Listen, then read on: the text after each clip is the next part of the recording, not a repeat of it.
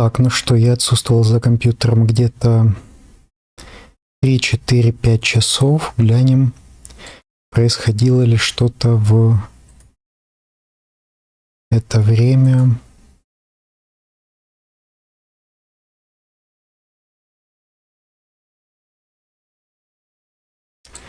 На компьютере. QA-директор ничего не делал. В Inboxes 5 задач.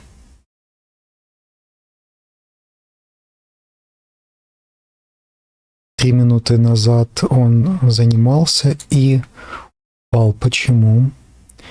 Cloud run fail, sustain success, you hit your limit.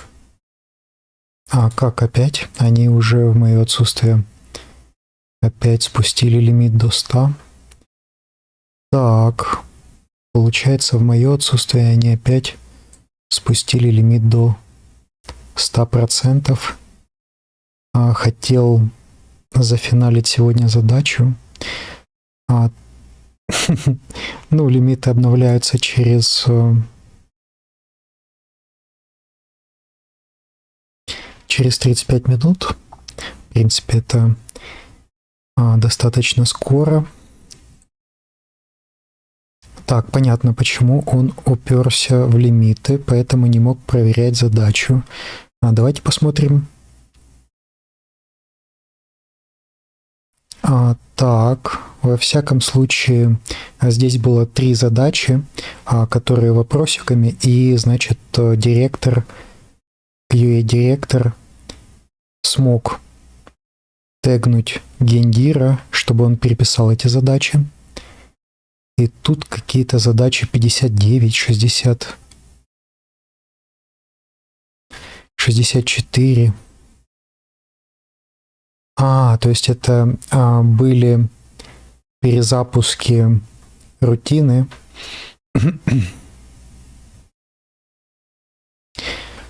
Так, кто сделал коммит и кто зафейлил? Расследование начато, проверил гид.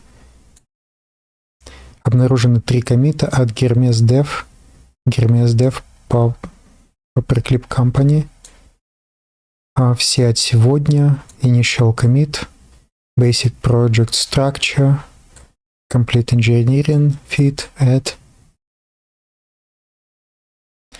Делегировалась эти задачи расследовать, кто такой Hermes Dev, настроить DevHooks и ограничения на коммиты, отчитаться от результатах.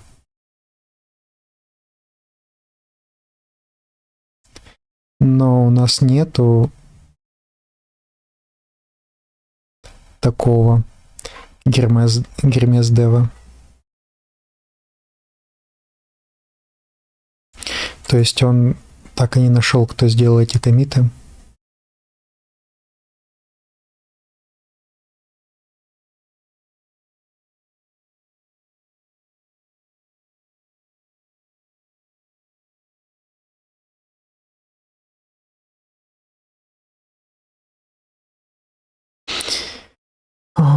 Ну, в общем, ничего не понятно.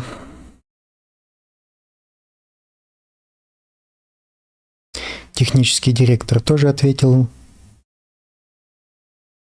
Непонятно. QA-директор сказал, что нечитаемый текст. Гендир, техдир.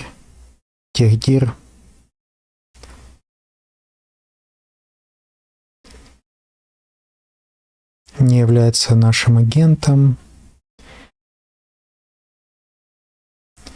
Так, давайте проверим. Так, наших файлов 116,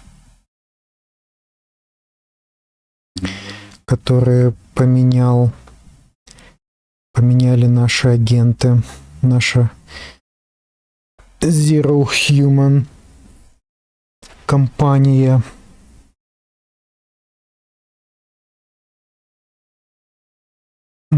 Что у нас по задаче, где было относительно так, проверить задачи, то есть каждые 10 минут он запускался.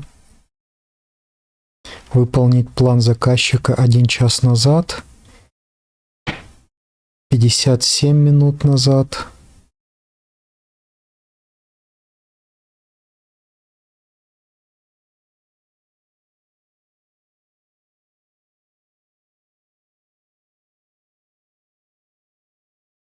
Так, ну давайте зайдем внутрь, что вообще делалось. Гендиру это было 5 минут, думал, статус заблокирован. Current state is in place. Namespace CTO audited. 47 компонентов. 37. Все готово. CTO все исследовал, 47 компонентов уже, 38 в процессе. Поэтому мы ничего делать не будем. Отлично. Блокируется 42. Завершить полную русскую локализацию всех UI-компонентов. Задача. Завершить русскую локализацию проекта Paperclip AI сейчас.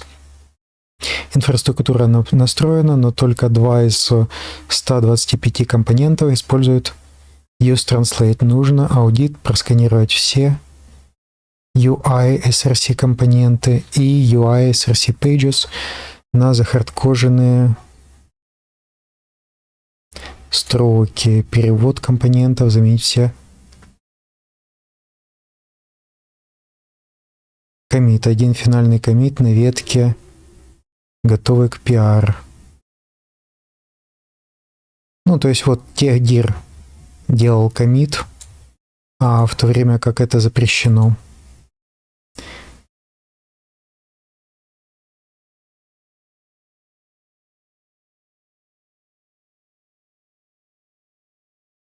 Делает только пользователь и commit и push.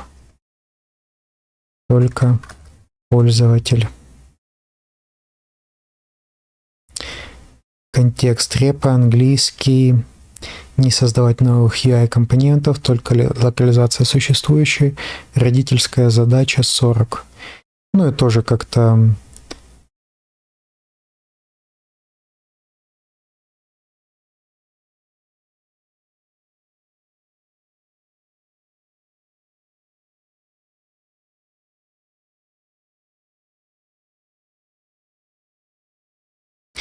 так, хорошо. Ну, то есть он видит, что что-то готово, что-то не готово.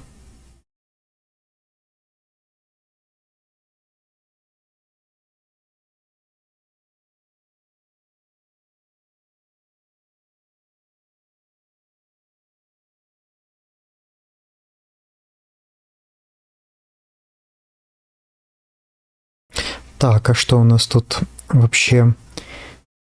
Есть ли такой, куда бы подключить? Допустим, QA-директор.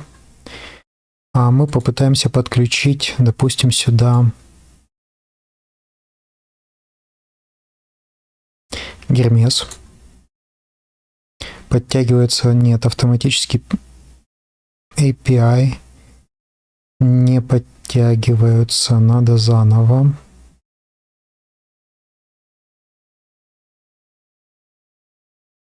Cancel, не сохранять.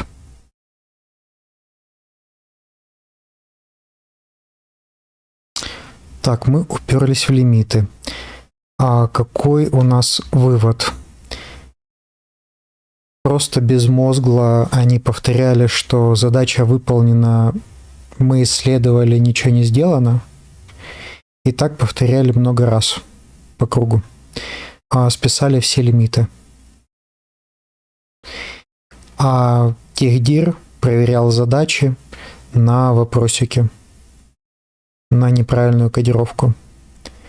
То есть какая была эффективность работы в отсутствие. Списаны все лимиты, ничего не сделано. Фактически. Так что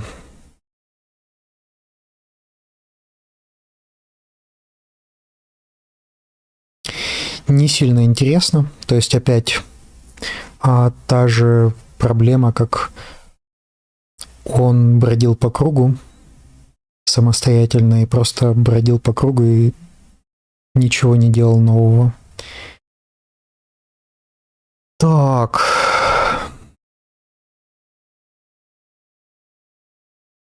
Ну ладно. Попробуем, допустим, файловая структура. Сюда у нас не назначены рекурсивные какие-то задачи.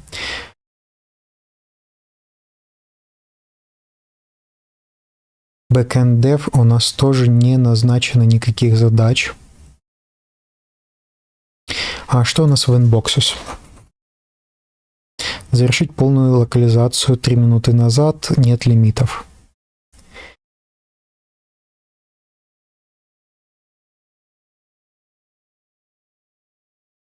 Аудит, все ли выполнены, и если есть оставшиеся строки, создать продолжение работы. И чё?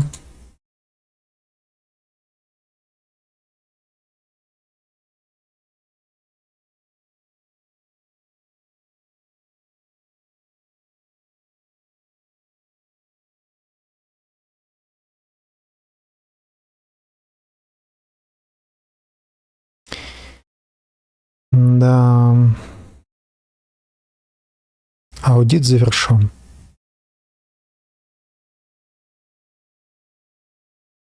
Жесть, конечно.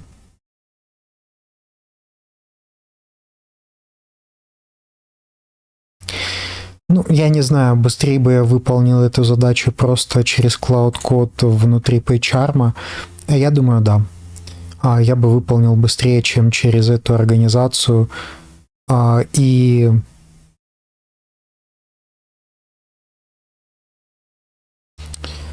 наверное, я так и сделаю. Просто хочу зафиналить уже сегодня. У нас лимиты.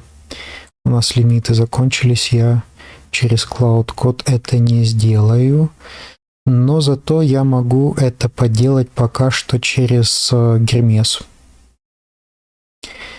Так, подтянется у нас ли Гермес сюда или нет?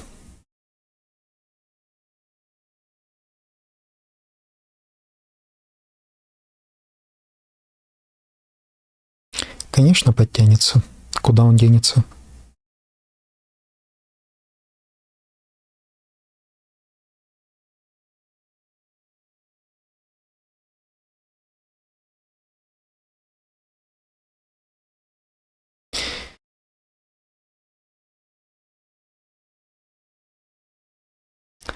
Подтянулся GLM 4.6.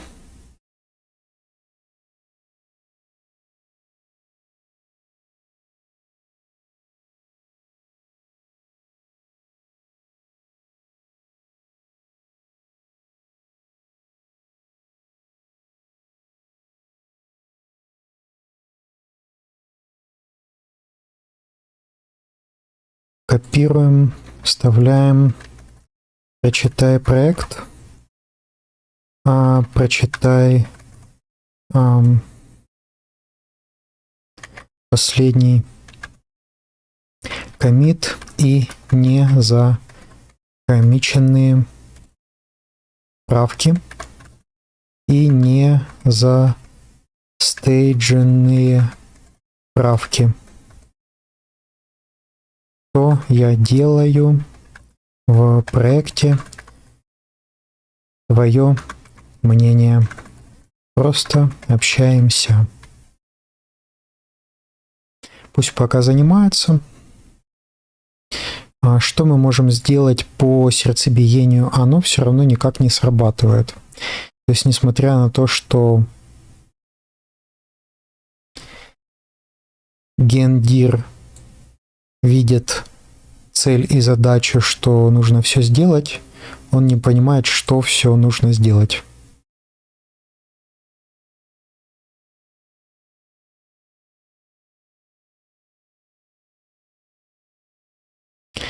Поэтому эти рутины можно просто выключить.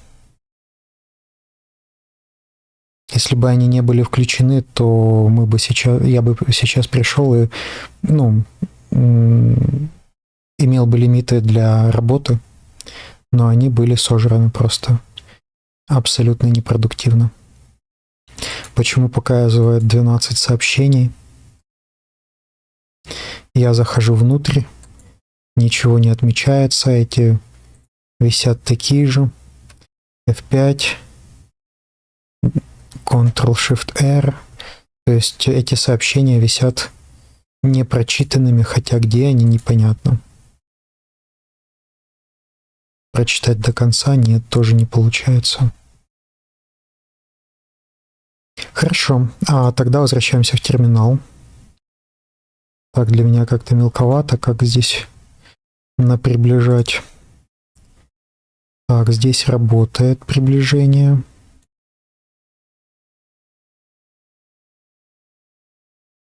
А там автоматически нет?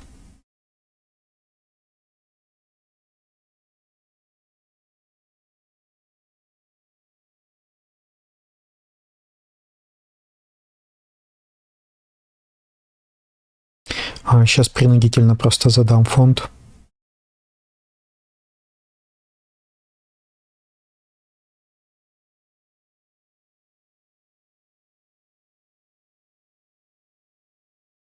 Так, size 13.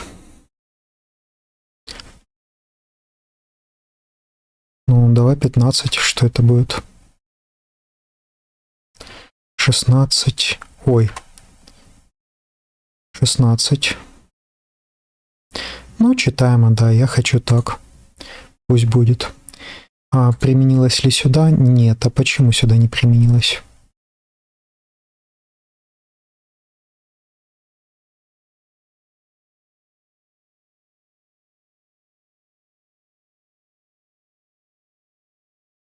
Тут отдельный для этого 16. Окей. Ну да, вот так как-то мне лучше читаемо. Отлично, теперь вижу полную картину. Давай подведем итог и поговорим. Что ты делаешь в проекте? Ветка fit. Это фича интеграции Pepper. Мне уже пора материться. Кто-то что-то создал какую-то ветку. Нет, мы в мастере. Да, создал какую-то ветку.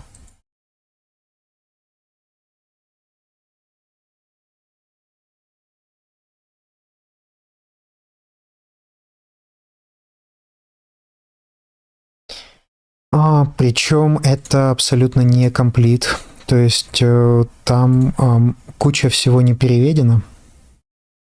Вот, допустим, мы заходим сюда, в сервак, где он может достучаться и поремонтировать все. Мы переключим. О, здесь уже больше все. Здесь уже больше всего переводится. Но все равно не до конца. Но что-то он уже перевел. До этого здесь эти параметры не были переведены. И здесь что у нас? Ну да, многое переведено. Здесь нет. Ну, то есть точно не комплит, но можно сказать, что что-то делал.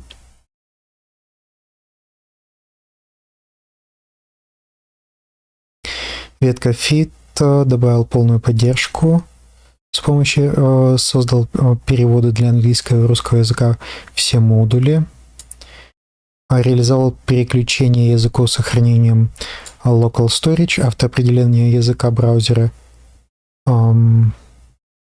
русский-английский, staged готово к коммиту, 32 файла локализации, файлы настройки.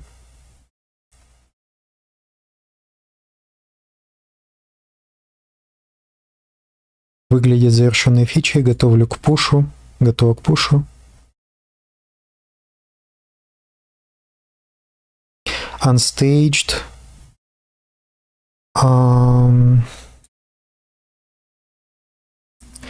Все staged файлы убери из staged. Да. Мое мнение, серьезный проект. Paperclip — это control panel для AI Agent компании. Интересная идея, регистрация команды. А то, что ты делаешь, качественно сделано. i18n. Переводы выглядят профессионально, хорошо структурированы, правильный выбор, Tech Stack. React i18 Next — это стандарт для React, хороший охват, перевел все модули, а не только основные страницы, советы, закоммит stage. Так, это первое, что мы ему поручили. Второе. Проверь, где остались кожаные английские термины, равно исследуй только UI. Другие области нас не интересуют.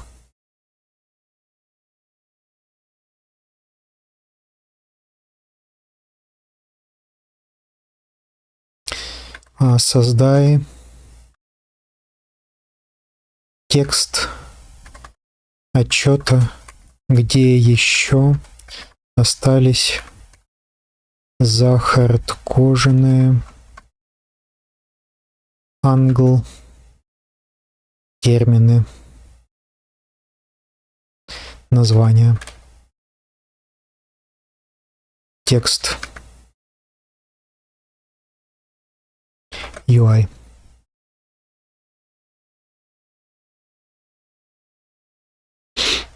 А что он интересно показывает, вот это 30%, то есть это что, он 30% уже из контекста израсходовал. Ну, если сразу показывается контекст, то во всяком случае это наглядно, это полезно такое видеть, не запрашивая каких-то дополнительных. То есть контекст у него 200 тысяч, а мы забили уже 61 тысячу.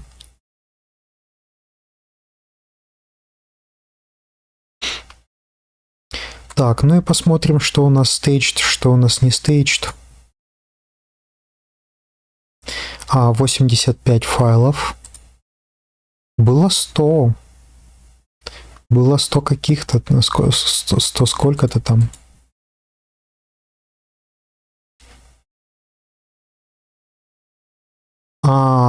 Все, я понял.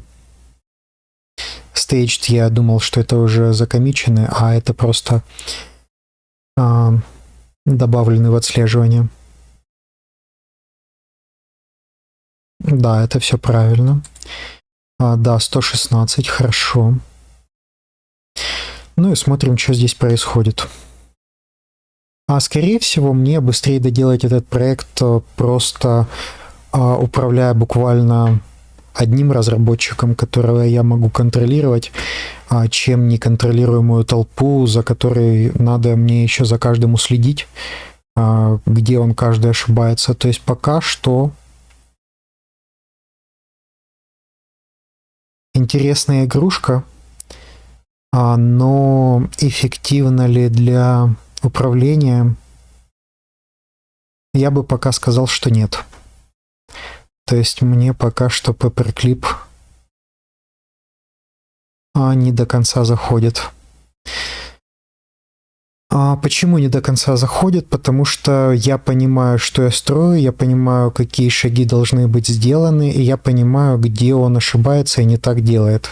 То есть если бы у меня были какие-то бесплатные модели, и если бы я мог просто бездумно их пустить выполнять задачу и говорить, ну что, готово, ну что, готово, ну что, готово, то, может быть, меня бы это устроило. Может быть, меня подводит моя сравнительно высокая экспертиза, или я не умею пользоваться этим инструментом. Так, он создал какой-то документ, где создал отчет.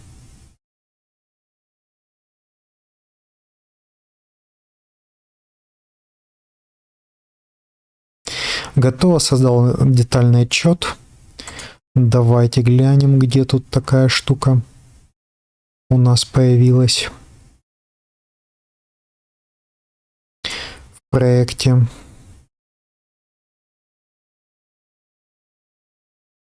Hardcore Strings Report. Ну, давайте его перенесем вот сюда.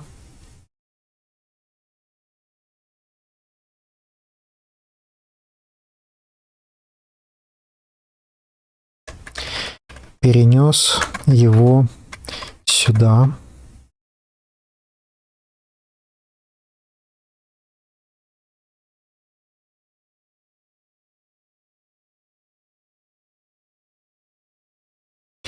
Так, он нашел, где захардкожено.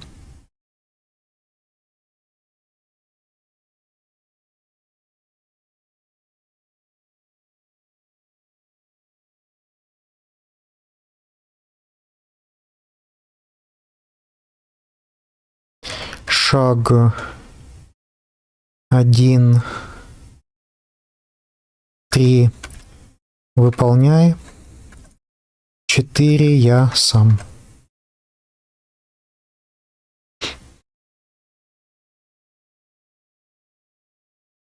Да, это получается контекст. Он пишет, что на 40.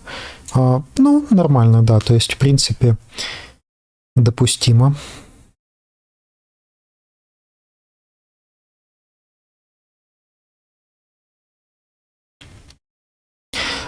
Не знаю, я чего-то не хочу именно сейчас залазить в Paperclip.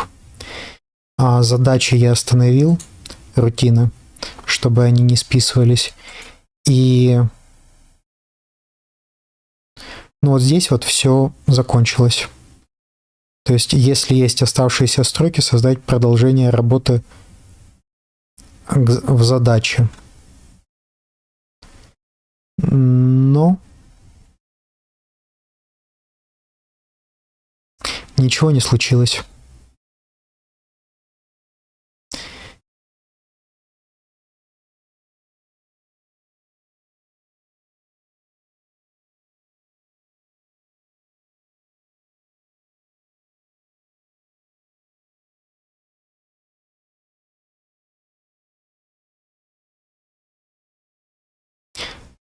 Так, передал статус done, to do, назначил на гендира. Ну это я назначил вручную. Гендир статус in progress принято. Виноват, задача не была перепоручена в исполнении, исправляю. Создал задачу 2020, назначил техдира и немедленного выполнения аудита. Аудит будет выполнен, делегирован. Результат отчета в файлах. После получения результата закрою. Ну, то есть он опять дает задание в виде аудита, а не в виде создания кода.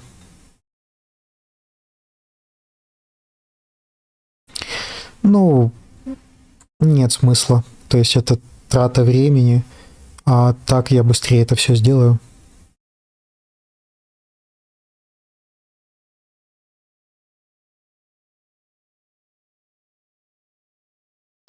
Так, что у нас по лимитам там? 7 минут осталось. И обновятся. Да, ну хочется за 24 часа добить до результата и уже иметь какой-то результат.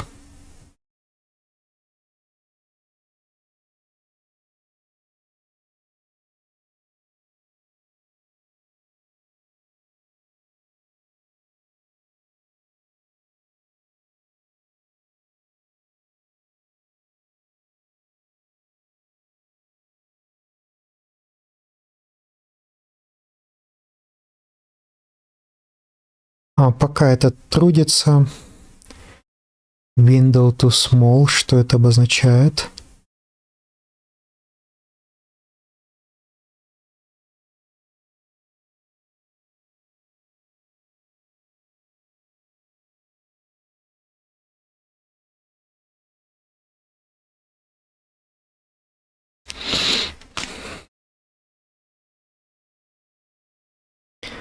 Так, что еще? Допустим, хочу запустить задачу другому Гермесу. Если он у нас уже работает, но чуть-чуть медленно, да, на другой части света находится.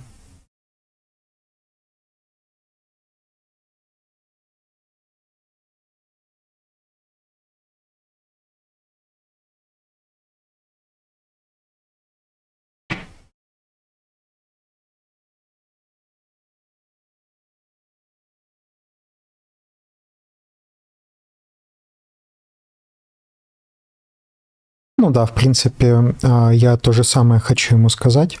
И он понял и сразу предлагает мне это все.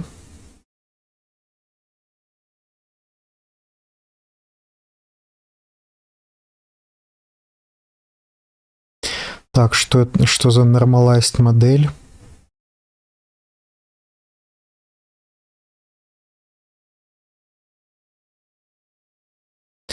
Ну, вроде бы 4.6 пишет, все хорошо.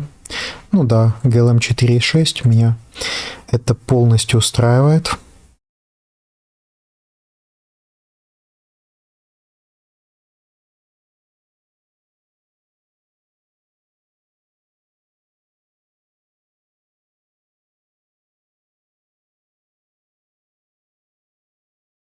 И сразу ему надиктуем задачу.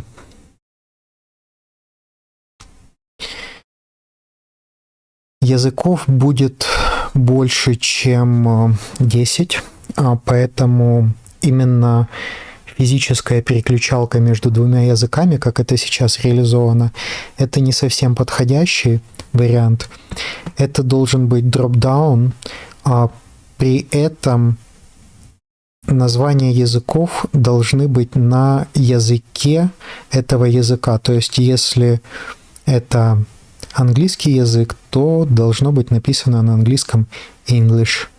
А в случае, если это русский язык, то должно быть на русском языке написано русский. Если там, допустим, какой-то другой язык, там греческий, то написано эллиника на греческом, допустим.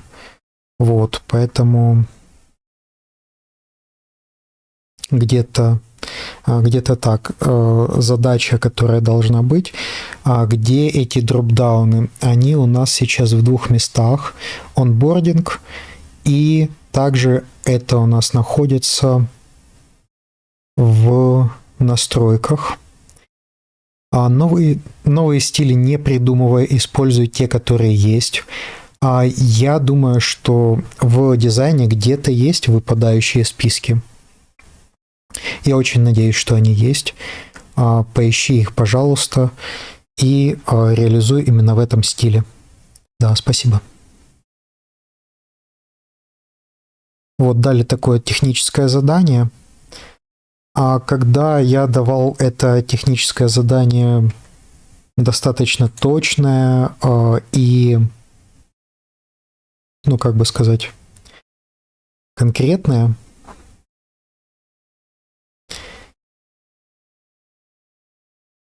то Cloud Code внутри Paperclip он просто испоганил все мое техническое задание, сократил до что-то там надо сделать, в общем. И пока я ему не сказал, что ничего не выкидывая из моей речи, он не вернул ничего. Потом уже создал подробный, более полный план, когда я ему перечислил, что он выкинул и что он не включил туда. Ну, это печалька, конечно, так все вычитывать и ловить, где кто обосрался, я извиняюсь за мой французский.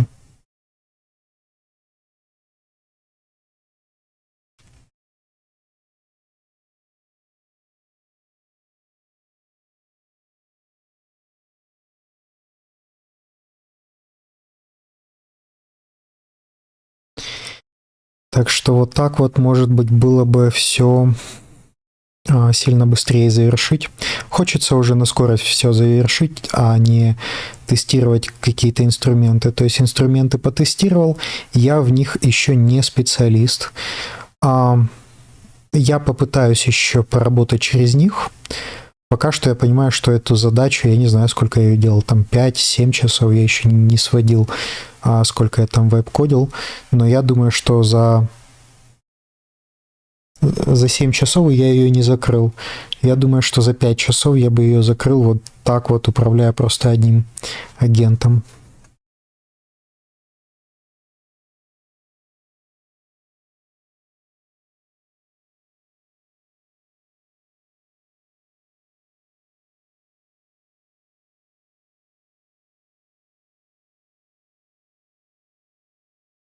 Мне нравится в ZAI, что сразу показывается, насколько забит контекст. В Cloud Code там необходимо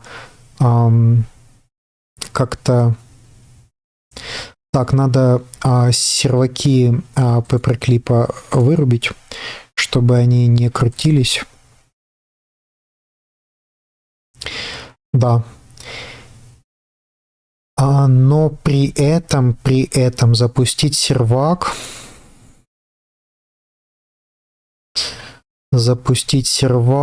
который крутит наш тестовый, чтобы тестовый поднять и смотреть, что там происходит.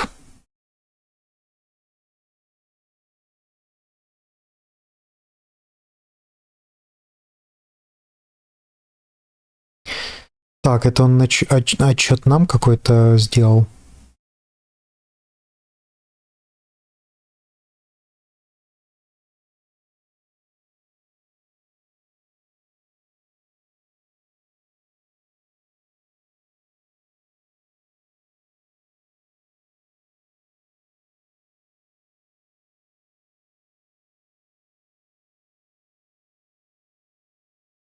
Давайте посмотрим в коде. Вроде бы нормально, да. То есть это действительно...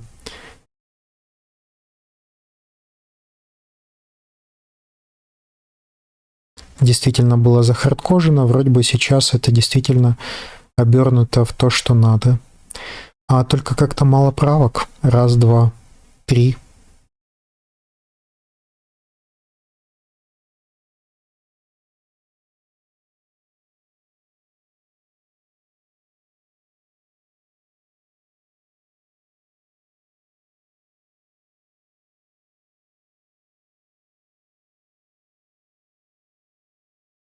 Ну, то есть это он какие-то примеры дал, да? На самом деле заменил больше где.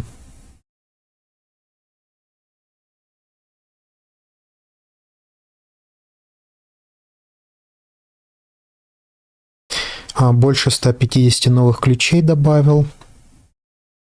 Нам просто показал, что делал. Ну, прикольненько. Перезапускаю type check.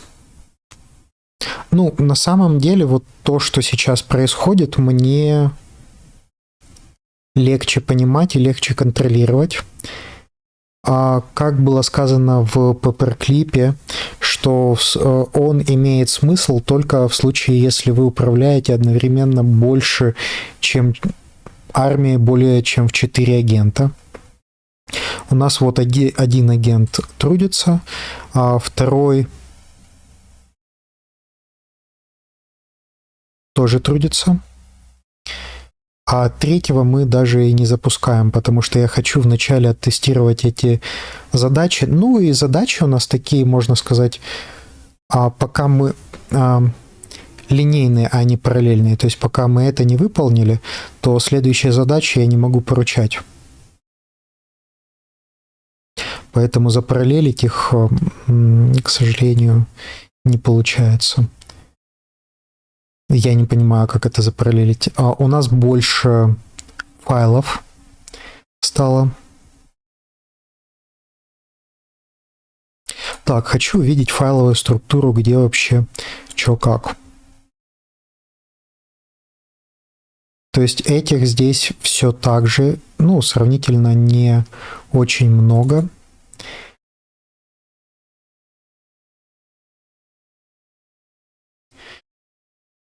Да, тут вот хорошенько много.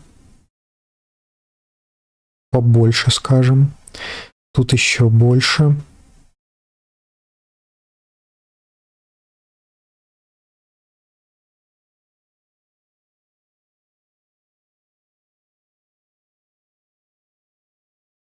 Так, ну и сразу русский язык.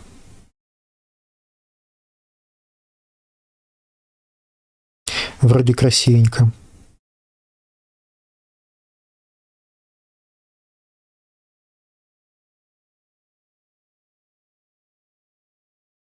Вроде шикарненько.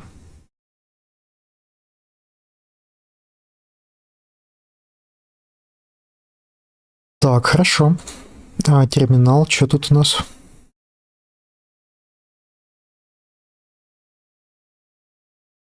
Я поручил параллельно задачи, которые не должны сломать друг друга и не должны входить в конфликт. То есть здесь мы переделываем менюшку, а менюшка должна быть... Так, это мы убили сервер. Этот сервер мы тоже убили. Вот, если его обновить, то он упал. Этот тоже убили.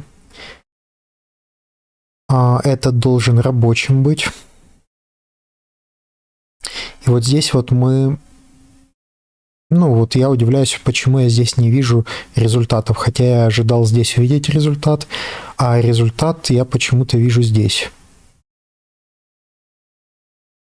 Но этот крутится, получается, с данными отсюда, но на основном серваке. То есть надо запустить первый сервак основной, чтобы увидеть все эти изменения, те, которые мы пилим сейчас, и оттестировать их. Но тогда нам еще надо остановить те задачи, чтобы они не списали все токены нам.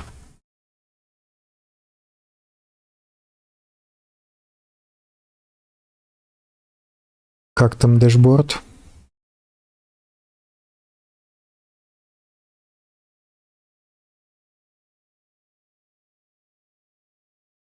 Так, ну уже обновилось до нуля, да.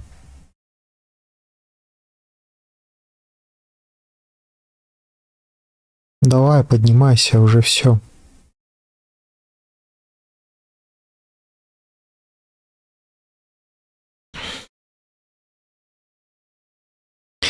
Так, ну и что там с аудитом было у нас? Я еще вместе с серваком диалог закрыл с Клауда, который исследовал, что у нас поднято здесь, почему вот это все работало.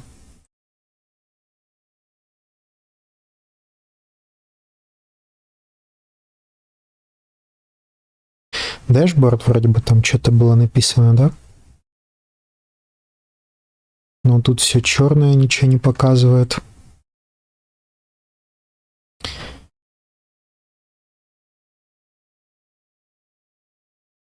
Тридцать два 00 дэшборд, давай.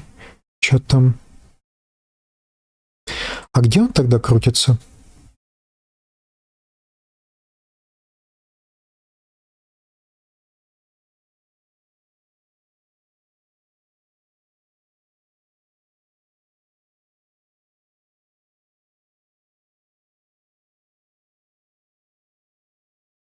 Хорошо, мы зашли сюда.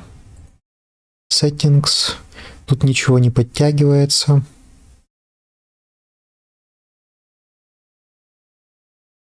Если 0, то что будет? Есть выполняющихся задач 0. Так, визуально я уже привык, что это находится здесь. Заходим в Settings. Тут тоже нету.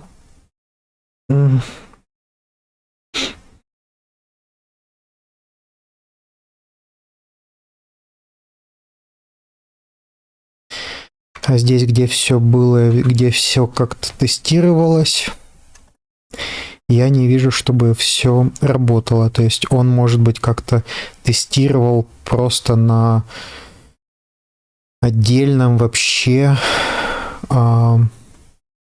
пепперклипе, который отдельно сам создал, но база тянулась отсюда.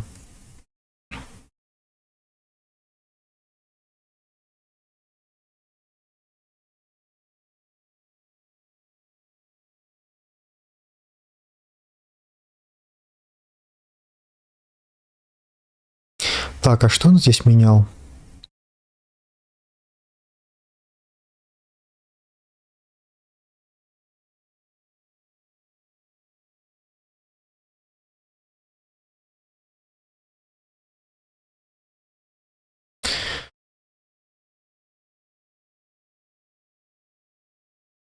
Он убрал то, как было написано, вроде бы правильно.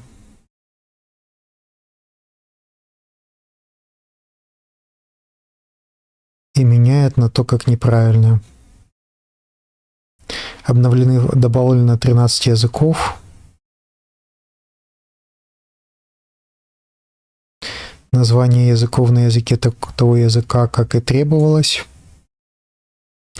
Добавлена константа supported languages со всеми 13 языками.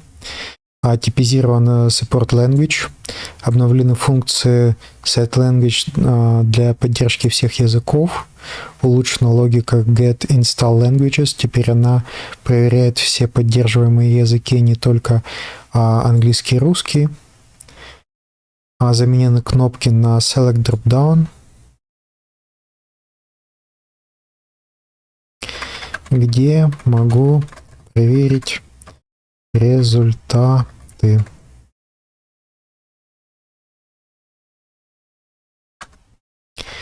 На каком локальном адресе, где работает pepperclip, где я могу это увидеть. Могу ли я это увидеть на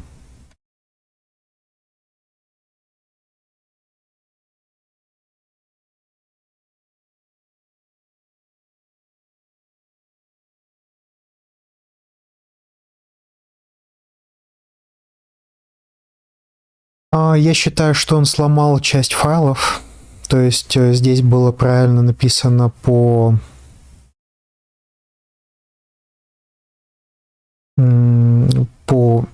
той библиотеке, как это было.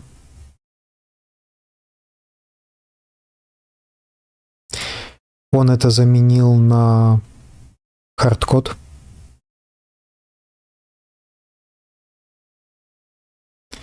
Зачем он это сделал? Он недопонял контекста, то есть в его контексте не было, что он это делает, но зато мы видим изменения, и поэтому поняли, что он делает. Поэтому вначале надо, чтобы он закончил работу, добавил вот это выпадающее меню. А после этого, чтобы уже мы сделали локализацию на русский язык, а потом на остальные языки. Я думаю, политически просто они как стартап не смогут добавить просто русский, если не добавить дополнительные языки, поэтому я планировал добавить там языков 8, 10, 12. Чтобы русский пропустили, то надо там сразу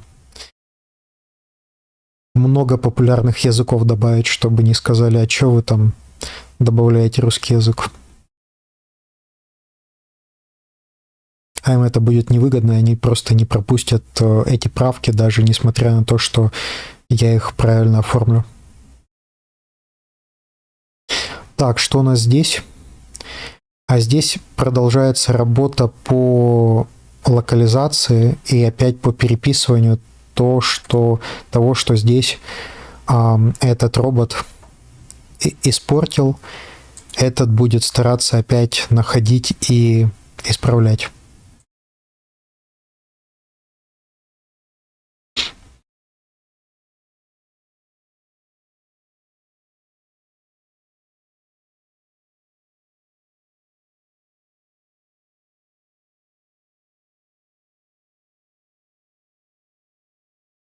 Мой сервер уже здесь.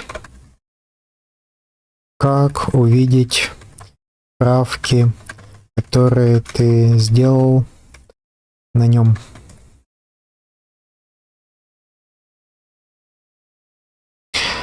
Такие небольшие сообщения, я думаю, что быстрее мне просто написать и отправить, чем надиктовать.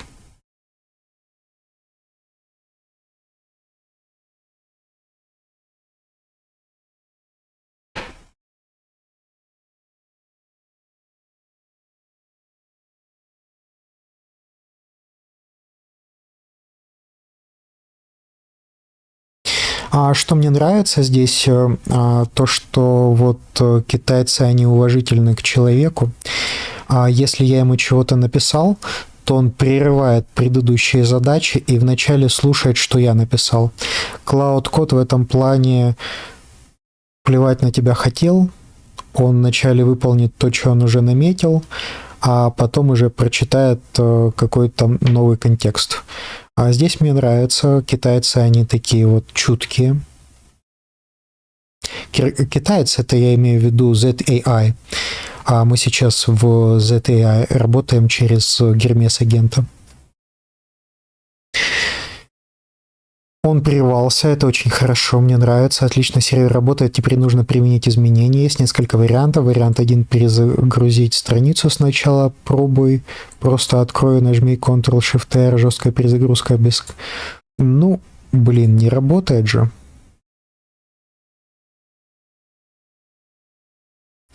Не работает. Если бы это работало, то я бы не обращался. Или White настроен с HMR, Hot Model Replacement. Изменения должны появиться автоматически, но иногда нужно обновить страницу, перезапустить Dev сервер. Окей. Вот это наш сервер. Мы заходим сюда. Нет, значит, это не наш был сервер. Значит, и этот рубим. Вот, теперь этот уже не перезагружается. И мы тогда зайдем только исключительно в тестовые и поднимем его.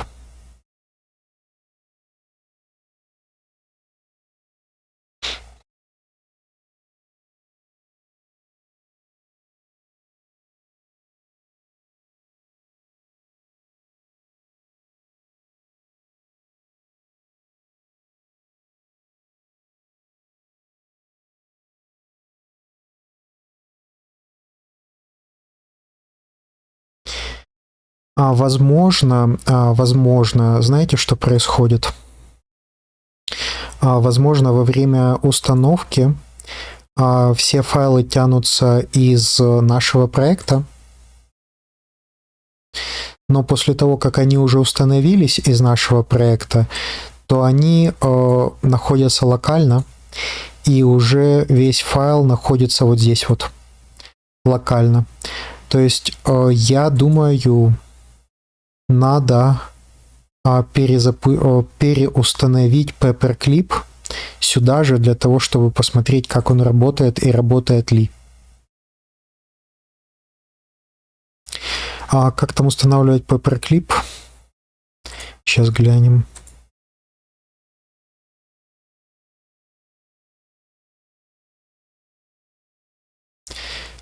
Так, где тут readme? Roadmap, security, readme. Quick Start. NPX Paperclip on board, yes.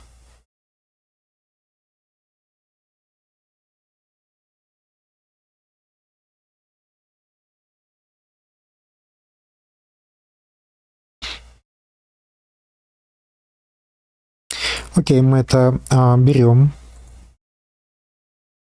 Открываем новый терминал.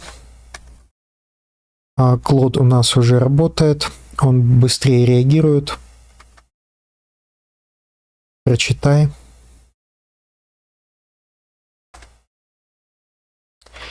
как мне установить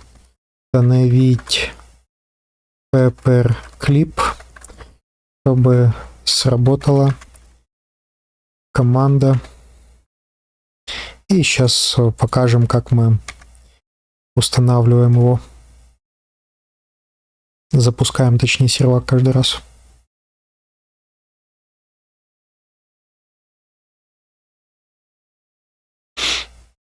Да. Да, разрешаю проверять версии, проверяю в любой момент, когда захочешь. Что у нас здесь? Этот агент у нас строит... ну типа он уже построил.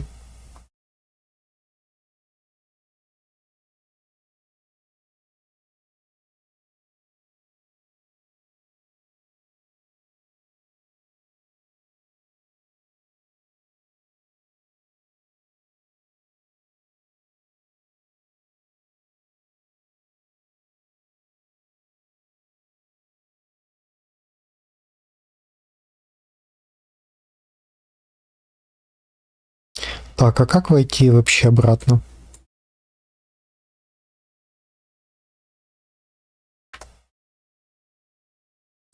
Хорошо, настройки. Здесь ничего нету. И настройки какие-то странные.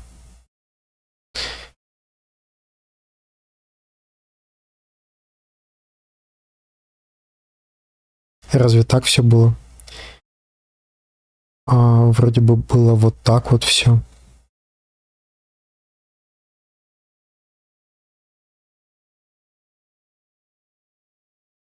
Ладно, переустановим и глянем.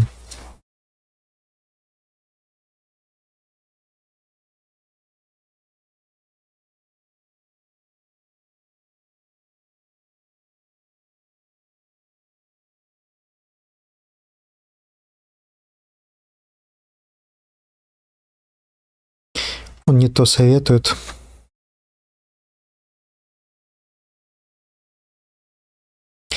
У меня установлен Paperclip на стандартном порте и установлен второй Paperclip на нестандартном порте. А как по инструкции запустить установку на нестандартный порт и в нестандартное вот это вот имя, которое я указываю? Как запустить установку Paperclip заново?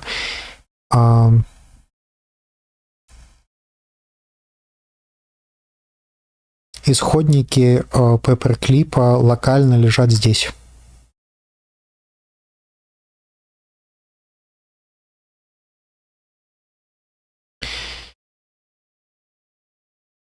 Так, ему надо скормить вот это, потом нужно пройти сюда и скопировать полную ссылку к проекту, и потом нужно ему сказать, что я хочу установить вот сюда.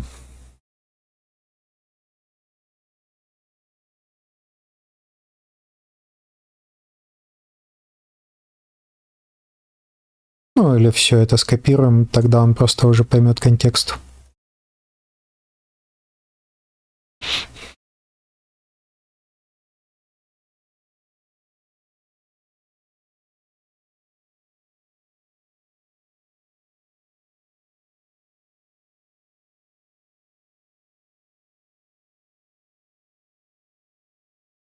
Он предлагал просто создать файл, который я уже открыл, и из него я накопировал это все. Я думаю, что вот так вот я смогу увидеть вот это выпадающее меню.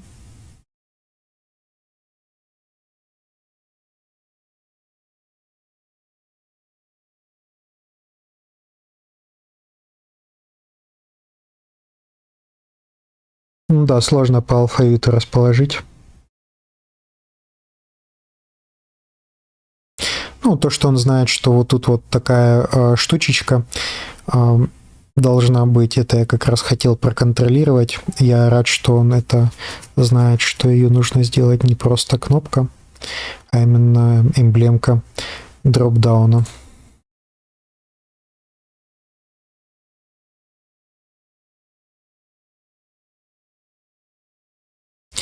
Так, а у нас в истории хранятся наши запросы, которые мы делали.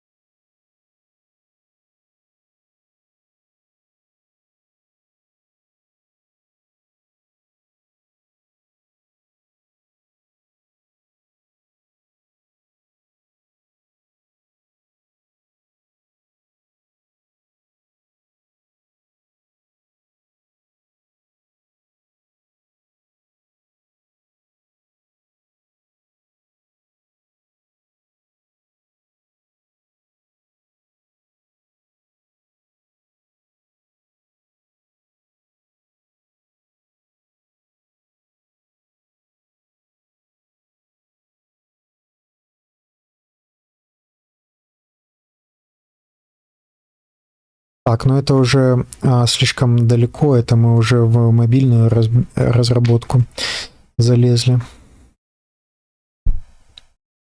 Где тут у нас клауды? Клауды, ты где? Вот это, по-моему, он.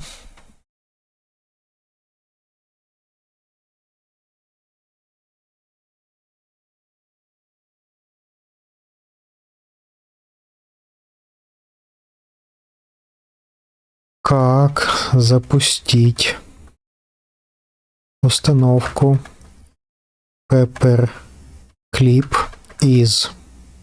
Ну, блин. Я ему конкретно дал запрос, он мне что-то подумал и ответил какую-то дичь.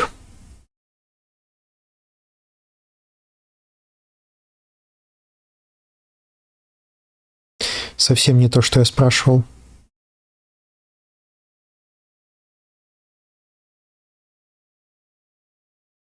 Ну, я не хочу сейчас с ним устраивать там полемику, что я спросил, а что ты ответил.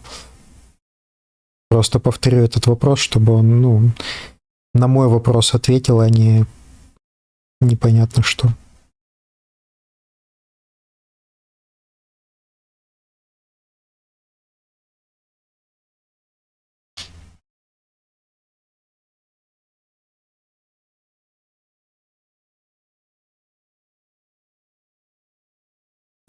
Я не знаю, как тебе по-другому объяснить. Мне нужно заново установить Paperclip. Как мне устанавливать Paperclip, чтобы по-хитрому выбрать, откуда он будет устанавливаться из локальной версии? Я тебе сказал, где локальная версия. На специальный порт, локальный специальный порт, который я сказал, и чтобы он устанавливался в специальное место. Ну что тут непонятно? Я тебе повторяю, ты не можешь понять. Не как запустить, а как установить. Это разные вещи.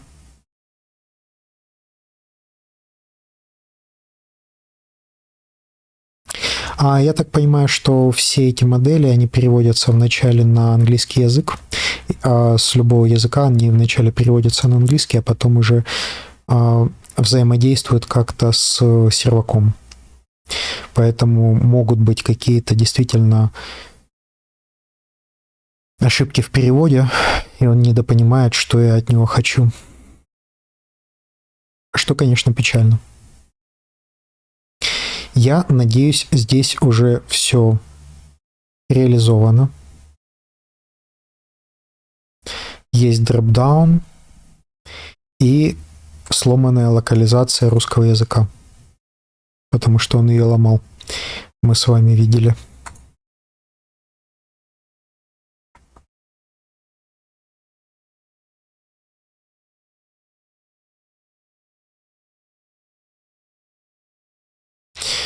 Он понял.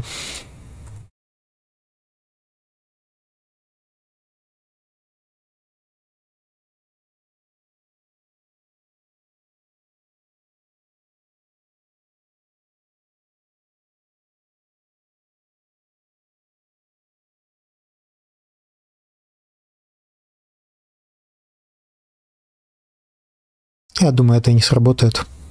Ну, давайте попробуем.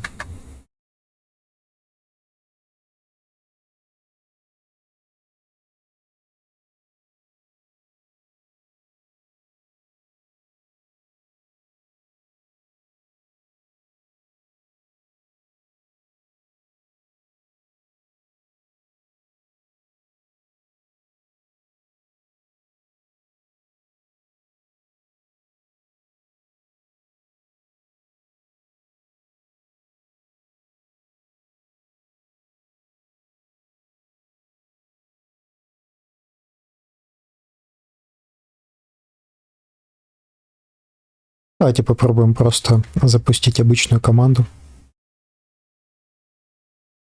Тоже нет.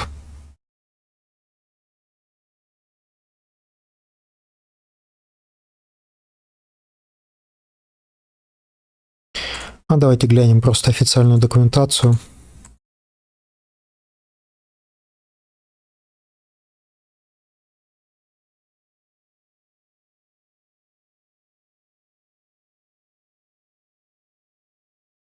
Ну и что не так? Что-то не так. Ты в PowerShell, а не в CMD.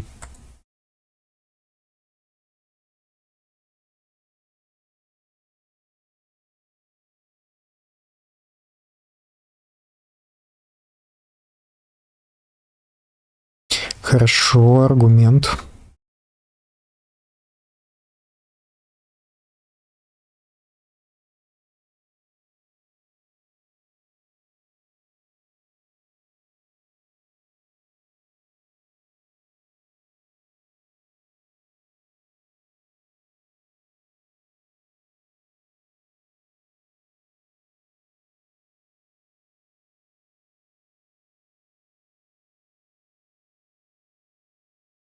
Так, попробуем просто установить.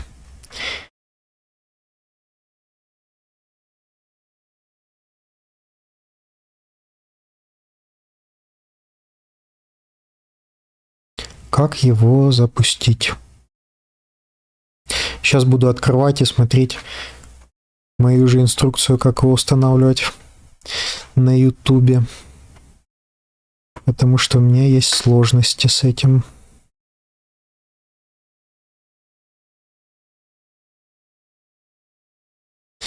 Git clone, cd paperclip, npm install manually. А если мне из локального нужно установить его?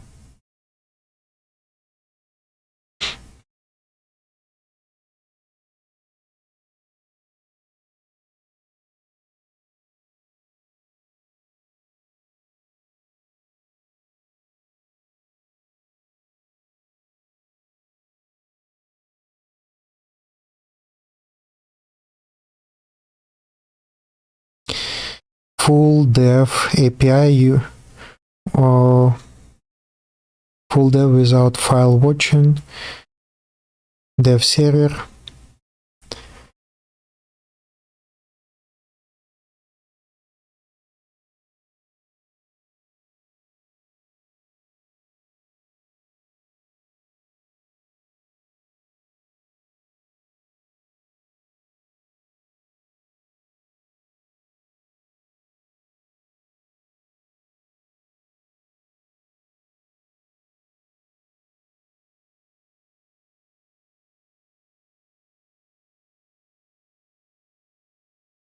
Окей, хорошо.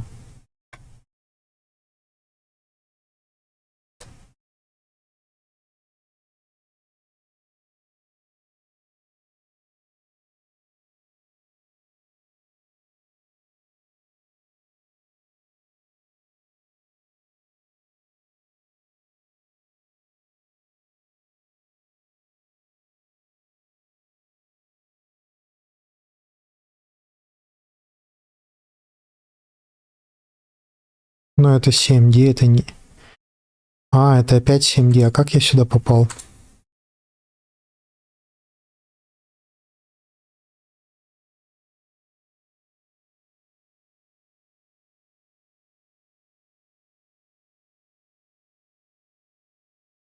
Так, запускаем.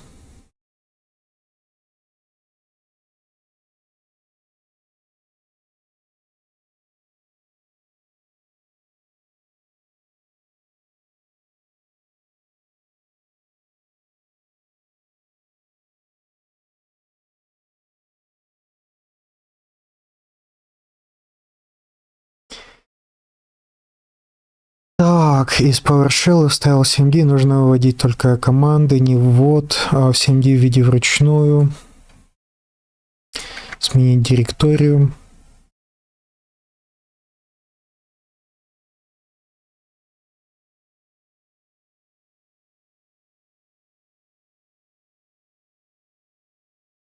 Так, наверное, просто уже подустал. Малоэффективен. Команда 2, npm install. Ну, хочется просто зафиналить уже. А в кратчайшие сроки за 24 часа.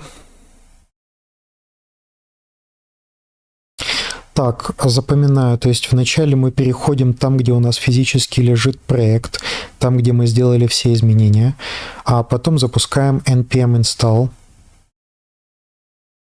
А можно просто это все скопировать сюда в темп.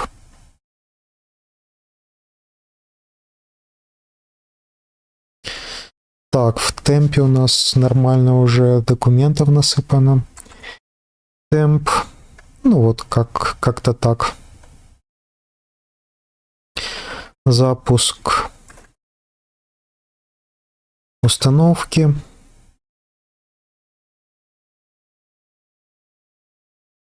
Для теста. Я надеюсь, это поможет.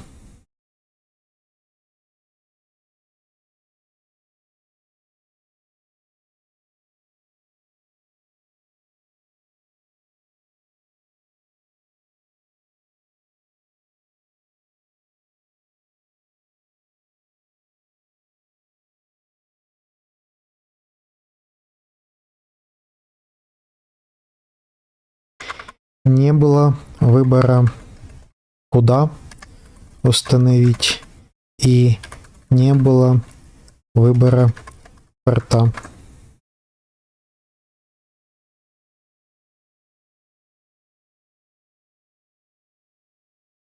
Ну, окей, тогда если это мы просто установили поверх нашего обычного, а не теста, то можно в него зайти и посмотреть, есть ли там уже локализация, а не боясь, что мы что-то испортим, потому что, ну, страха уже нету. А то, что я строил вот эту вот компанию, ну, мне не сильно понравилось, как я ее построил. То есть она не сильно эффективна. Здесь я не вижу, чтобы что-то появилось. Так, на этом смотрим, что-то появилось или нет. Тоже я ничего не вижу.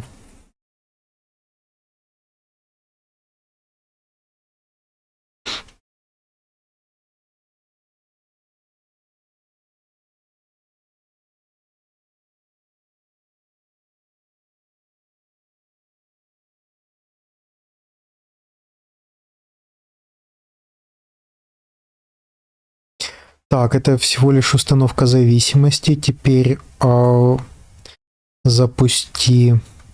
Так, вот это я вижу правильный адрес. Там, где мне хочется, чтобы все было. Так, получается, это только была установка зависимости. Ну, так и запишем себе. Где у нас там?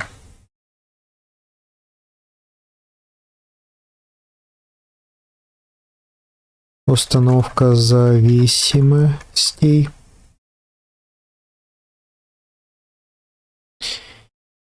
И дальше в установка в спецпапку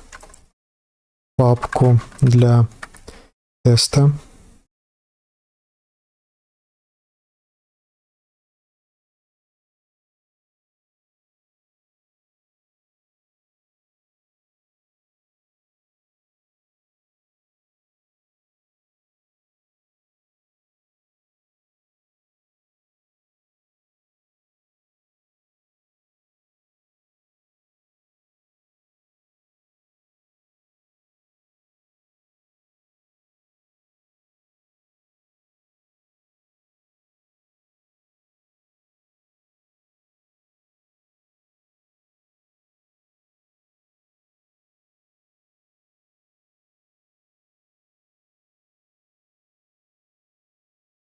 Ну, посмотрим.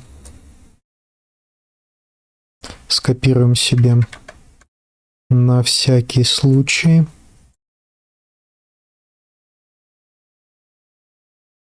Ну, или просто... Ой.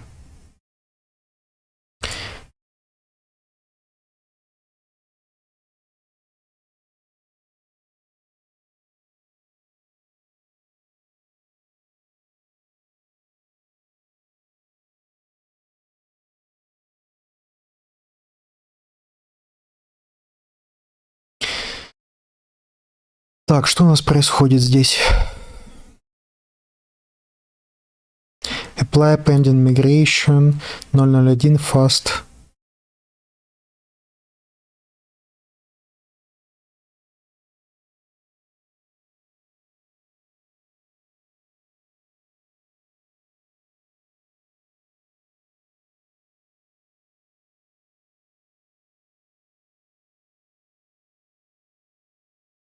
Так, Y и Enter. Переспрашивает, что PostgreSQL будет не на стандартном порте. До этого все у нас установилось. Действительно, буду пересматривать то, что сегодня делал раньше, и получалось. Но я еще не опубликовал, и навигация в просто сырых файлах, она неудобная. Когда на YouTube, то уже видишь там в этом видео это, в этом то. Старая BDF Paperclip осталась от предыдущего запуска и конфликтует. Нужно начать с чистого листа. Убей процесс PostgreSQL. Taskkill F PID.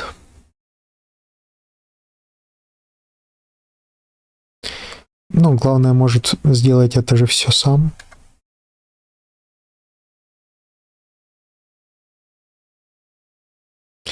А правильная папка, я спокоен, мы тут можем все экспериментировать.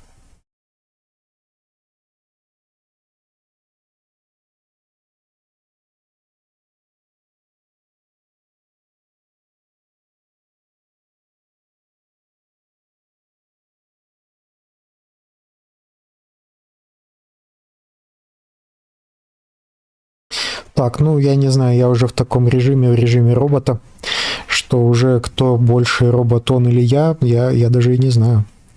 Мы оба уже роботы. Но я хочу увидеть выпадающее меню при онбординге.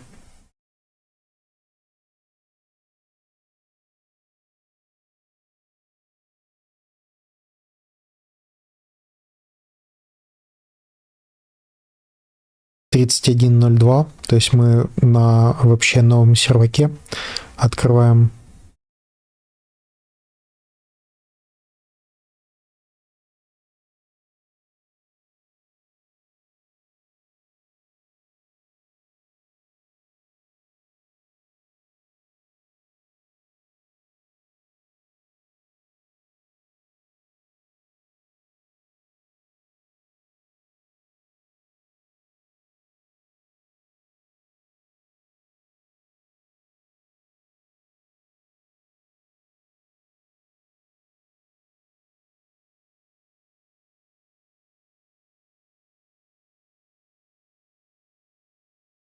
Так, ну что?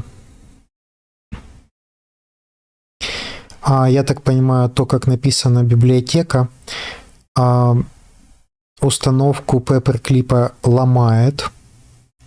То есть там где-то неправильно установлена библиотека локализации. Сейчас забью полностью контекст.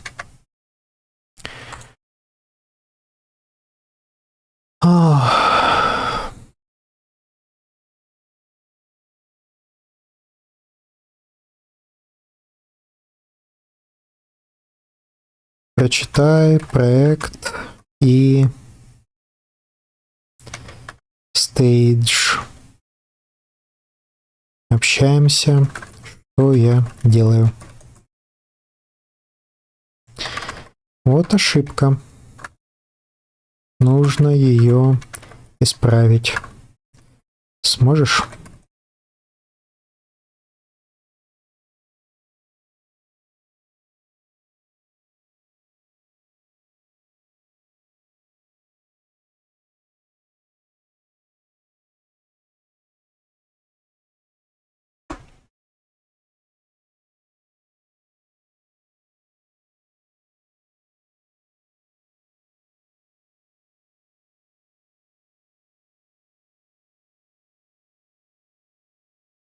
Понял. 3 проблемы. React не установлен в UI и 2 файла с синтаксическими ошибками.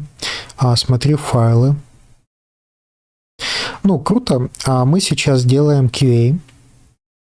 Фактически мы что-то сделали, какой-то дропдаун, и мы пытаемся это увидеть, что все работает, и все капитально сломалось. То есть просто paperclip полностью упал и не устанавливается. Но это чем мне нравится программирование, что здесь показывается ошибка такая-то, файл такой-то.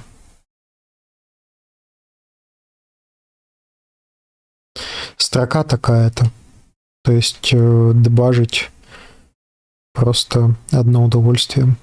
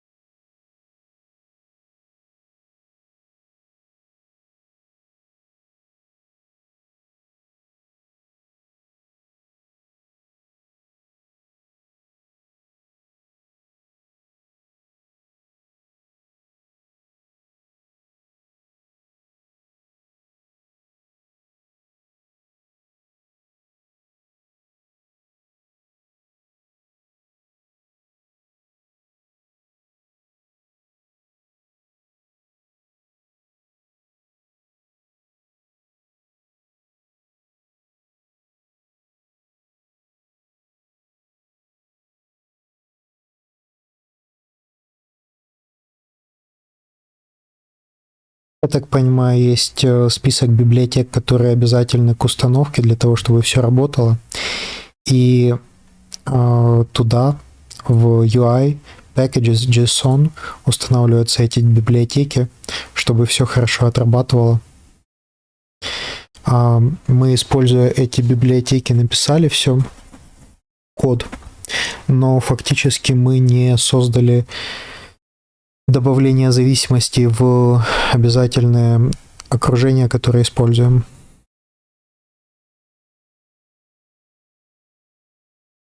Давайте пробуем еще раз. Этот сервак рубим.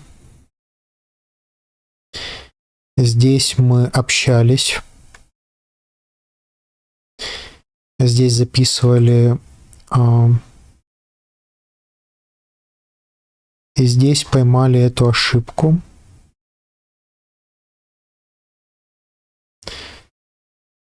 Завершаем. Открываем новый.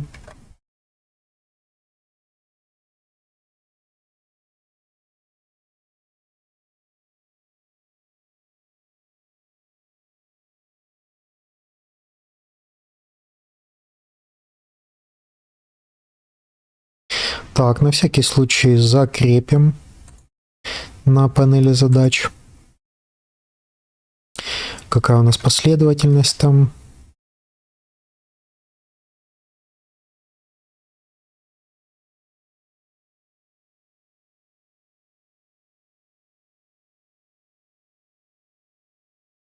Что-то у нас в начале перейти в эту папку, да?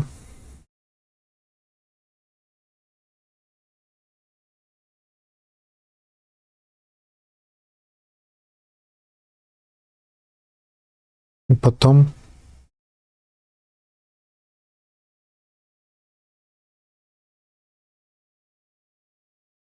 Так, а тут что не так?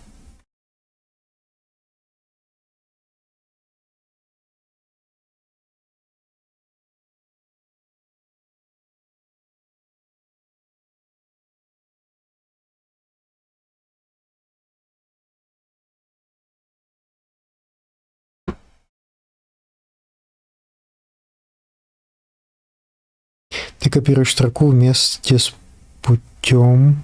Этот путь, это подсказка. npm install, окей. Получается так.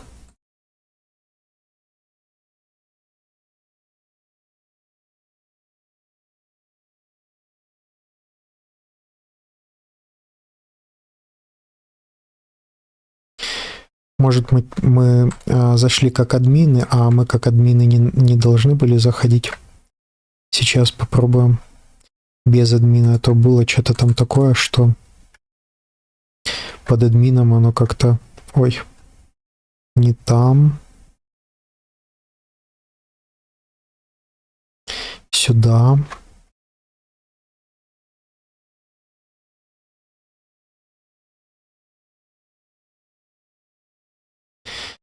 Так, полетело. Да, то есть под админом нельзя заходить.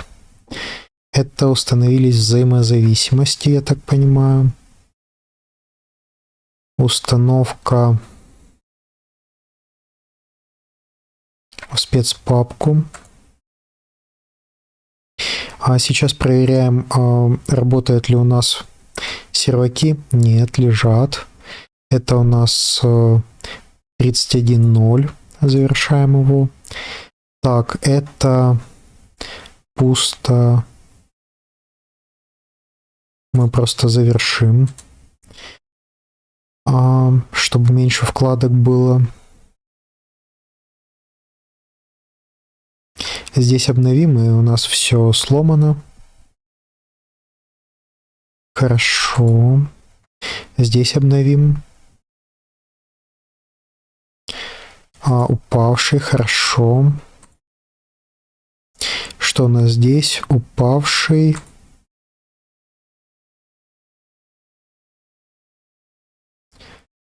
Тут сохраним из-за вот этого локального имени, который там был. И сейчас что мы делаем? Пробуем все установить. Все завершено. И конфликта быть... Ой.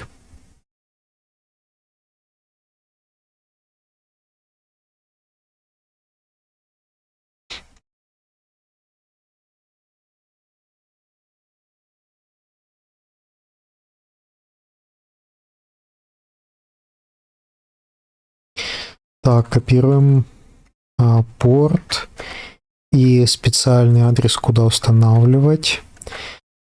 Это где у нас лежит проект. И запустить его.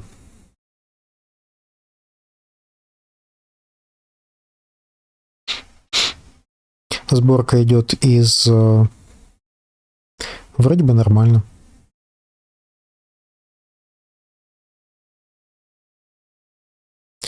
Если будет все хорошо, то получается у нас должен быть дропдаун с языками.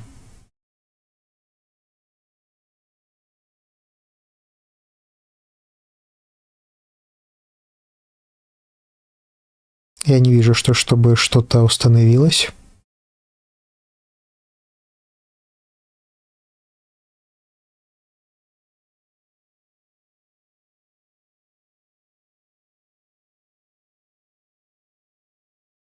Сервак поднялся, но черный экран.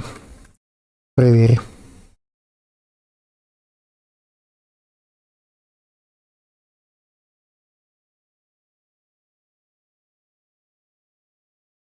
Я помню, там был какой-то онбординг.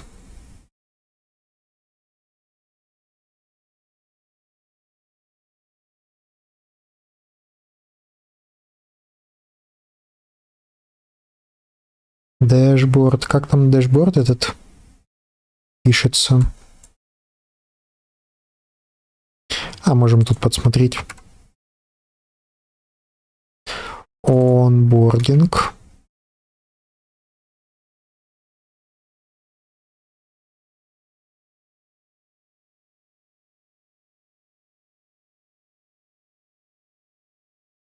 Тут никаких языков нету.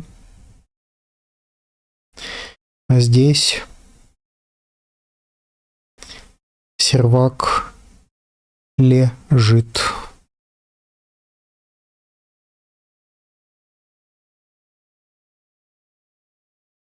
При том, что он должен был подняться. Вот наш порт.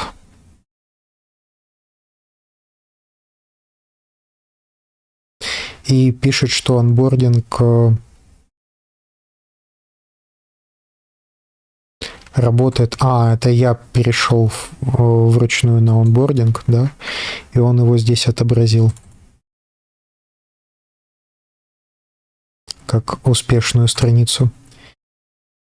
Так, сиди всегда, да.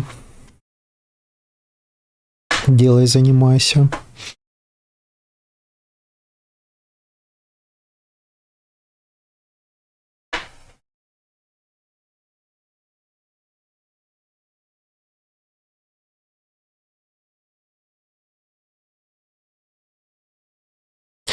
Интересно, то есть он запускает специальных агентов, Software Architect, CodeWriter и Code Reviewer.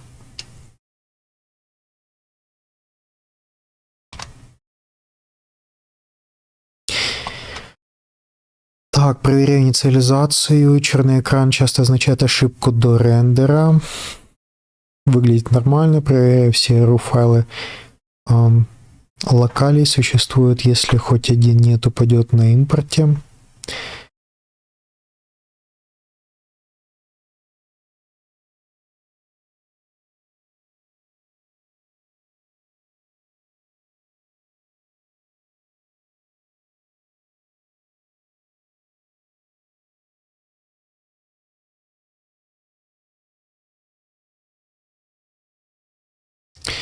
Проверяет, ищет все зависимости.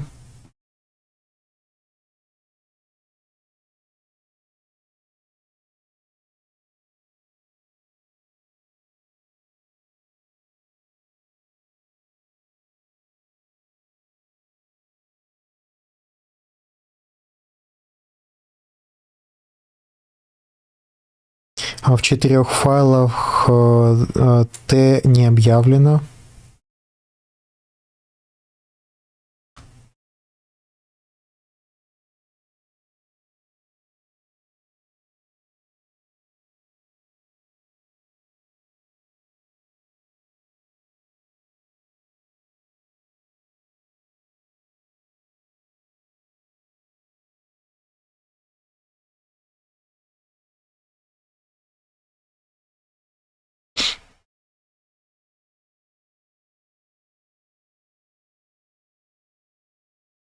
Ну, во всяком случае, он понимает, что делать. Где-то что-то обнаруживает, что-то исправляет. Ну и мы качественно подходим к задаче, не просто там создали код, и робот у нас отправил на коммит, на деплой. А мы тестируем, что все действительно работает.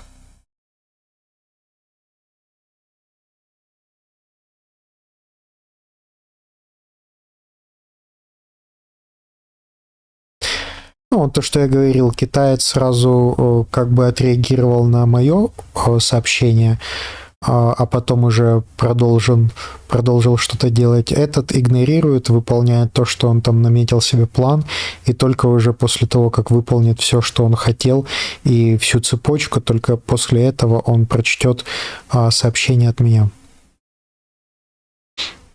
Ну и тут приятненько показывается, насколько забит контекст. А здесь это можно сделать, но там необходимо там написать stat, по-моему.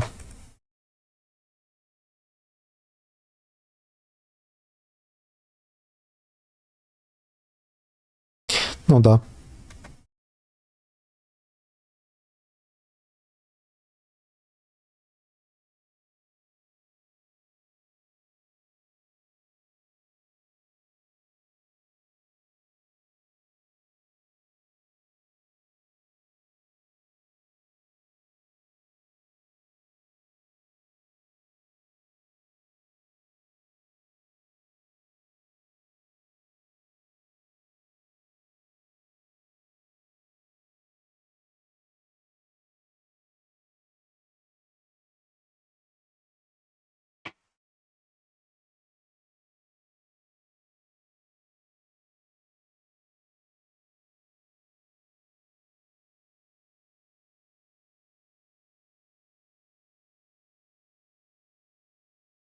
Так, тут закроем.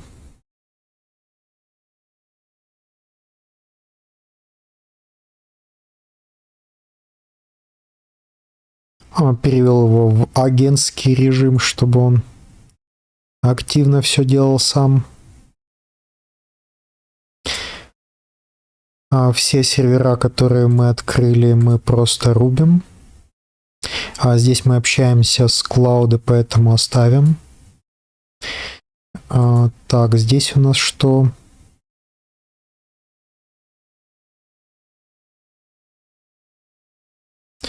Тоже рубим. Здесь общаемся, а здесь запускаем.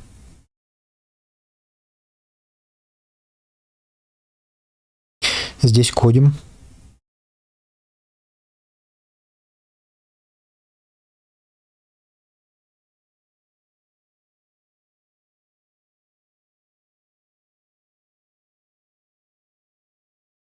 Не Т.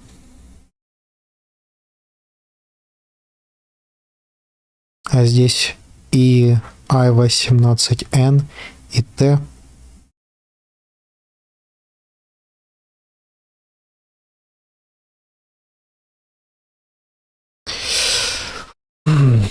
Ну, интересно будет сделать какой-то проект только на ZAI, то есть потянет ли он и сможет ли он.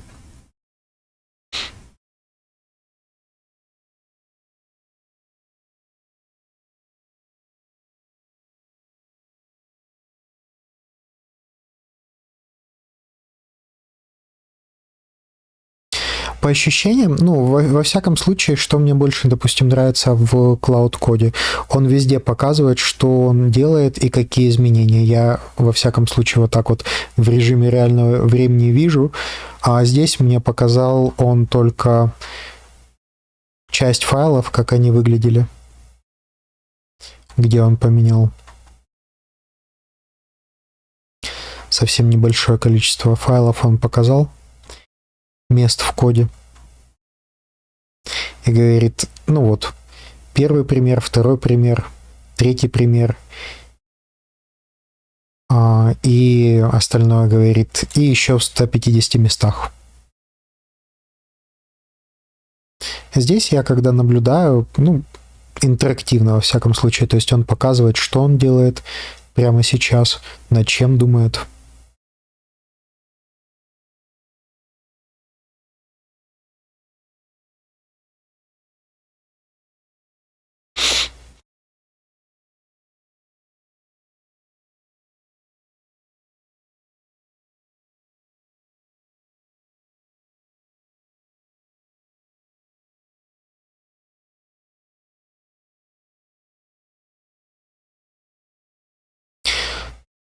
Так, ну и что у нас по лимитам? По лимитам совсем чуть-чуть. То есть, когда мы работали через скрепку Paperclip, то у нас просто сжирались лимиты неимоверно, потому что каждый раз запускался агент, и на запуск агента уходили определенное количество токенов, то есть ему рассказывали, кто он, что делает, в каком направлении шевелится, и потом он уже начинал действовать.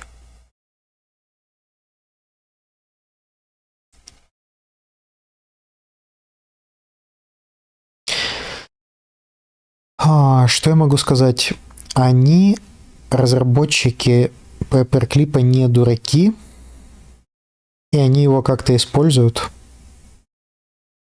Возможно, его действительно можно как-то использовать, просто я не понимаю, как его использовать.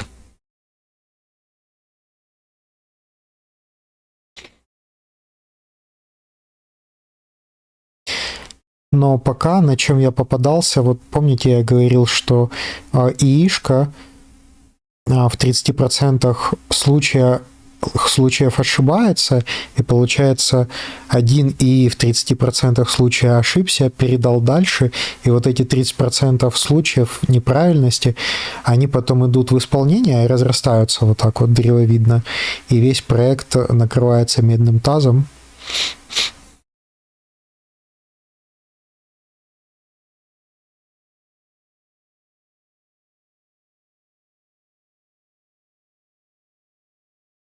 И что было, получается, когда я работаю в Cloud Code здесь в рамках одного проекта, то он вот фигачит в рамках своих лимитов, он постоянно кодит. А там в Paperclip то в основном расходовались токены на какие-то административные задачи, и они расходовались прямо серьезно. Ну, то есть задача, допустим, была поставлена как для меня, как для человека правильно, что в конце сделай аудит, если что-то не доделал, то создай задачу для выполнения. Он просто отчитался. Эти сделаны, и такое-то количество не сделанных. И гендир проверил, все правильно, задача выполнена, аудит выполнен. Но есть же конфликтующее, что если не все сделано, то создай задачу на выполнение, надо же доделать. То есть, а если большой какой-то проект? Тут мы делаем, маленькую фичу уже в существующий проект. Да, здесь много взаимозависимостей, которые мы меняем, поэтому это, очень непросто. Но, тем не менее, создавать целый новый проект — это еще сложнее, чем допилить одну фичу в существующий.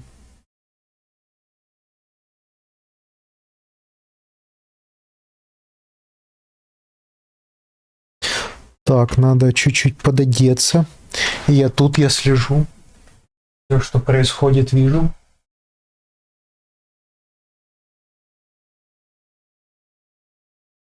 Так, он спрашивает, можно? Да, можно.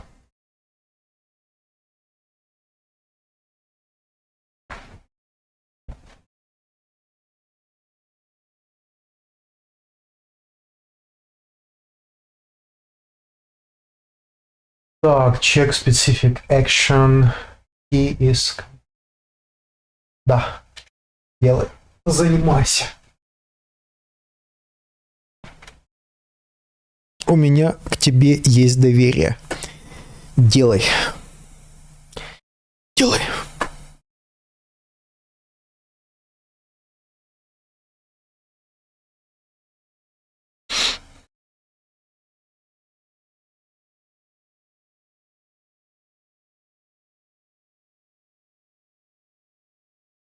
И там, по-моему, в Paperclip какие-то стоят отбойники, то есть не дольше чего должен работать агент. Поэтому, может быть, его запустили, а потом он был принудительно обрублен. Потому что это тот же самый Cloud Code, который там работал, но здесь он работает именно над созданием кода. Да, нет здесь определенной автономности, то есть я здесь постоянно присутствую как человек в луп, в цикле.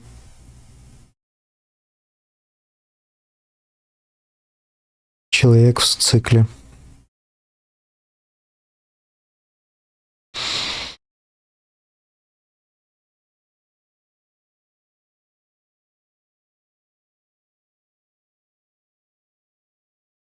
Но фактически, если у нас задача разработка,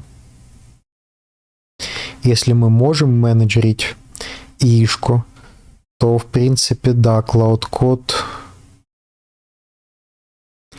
подходящий.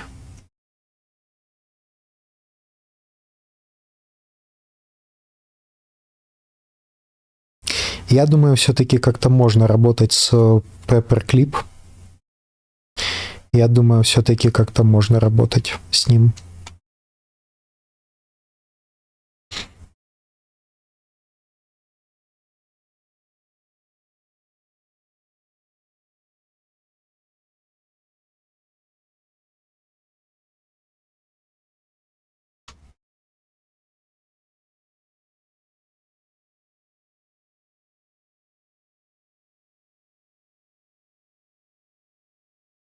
Хотя, там у меня тоже очень много времени уходило на отлавливание неправильной логики, то, как он меня понял.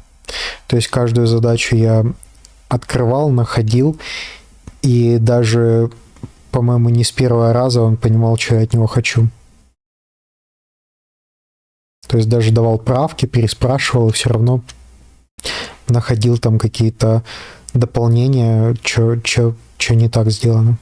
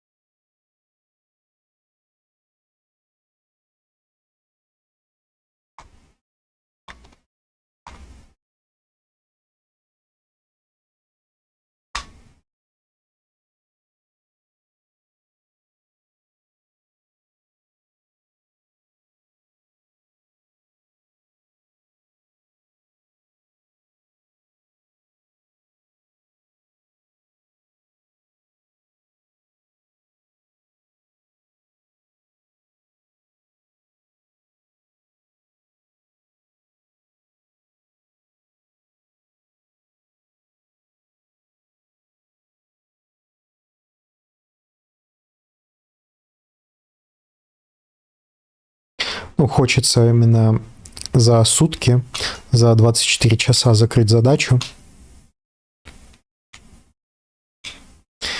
Поэтому вот можно сказать, что у нас с вами хакатон. Не хочется развозить эту задачу на 2 дня. Даже не знаю, как выливать это все на YouTube. Если вылью один файл на 8 часов, с одной стороны, вам будет сложно смотреть, а с другой стороны, меньше информации, что в файле, то есть, наверное, надо будет выливать файлы по тому, как записывал, где-то по часу, по полтора. Будет больше информации в обложке и в описании, что внутри искать. Легче навигация.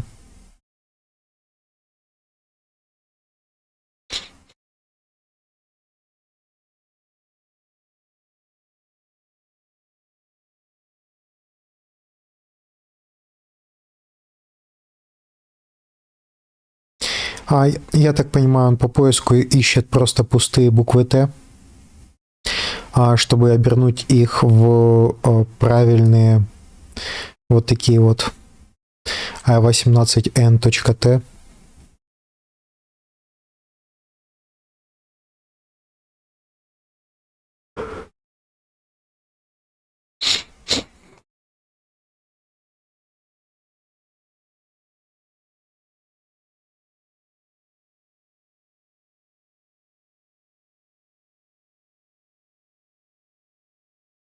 Ищет и, ну, вроде бы не находит соответствий.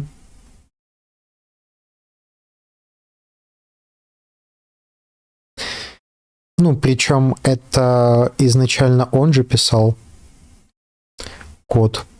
Я точно видел, что было именно вот так вот Т. Я просто тоже заходил, там смотрел изменения в файлы, и там именно такой синтаксис, насколько я помню, использовался. Хотя, может быть, он использовался в других сущностях, не в этих файлах. Не помню.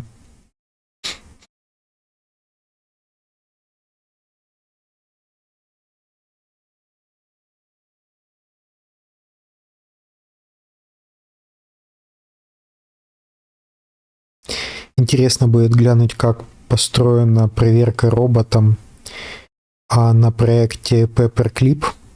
То есть, как я понимаю, когда заливаешь туда код, то вначале проверяет все робот.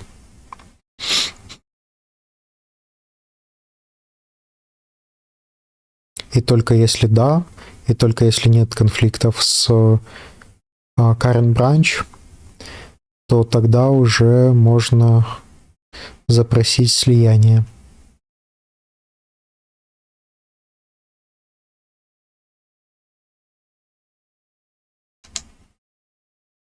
А что мы сейчас делаем, это мы пытаемся увидеть выпадающее меню. То есть пока выпадающее меню не изменено, других изменений не хочется делать. Потому что если где-то еще будем делать изменения, то вот сервак упал, и где все плохо. То есть где все налаживать.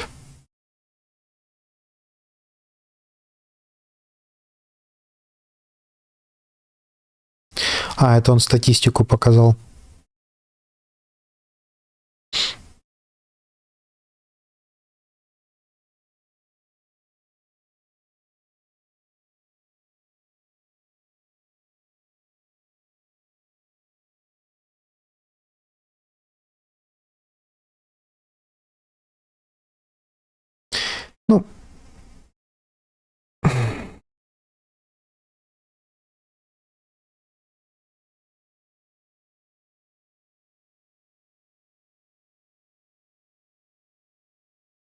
И чё?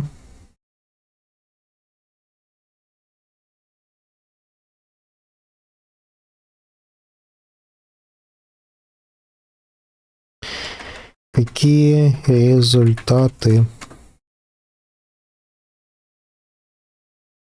Где-то есть вообще? Escape to cancel. Окей, escape.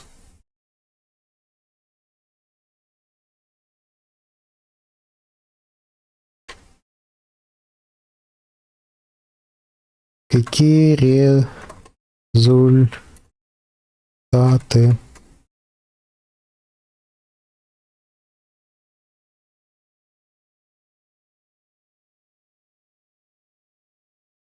То есть он затормозился.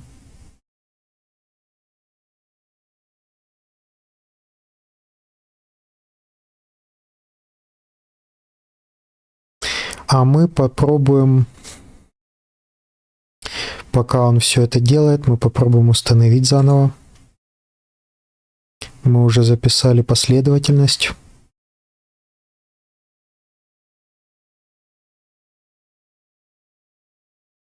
И устанавливаем все.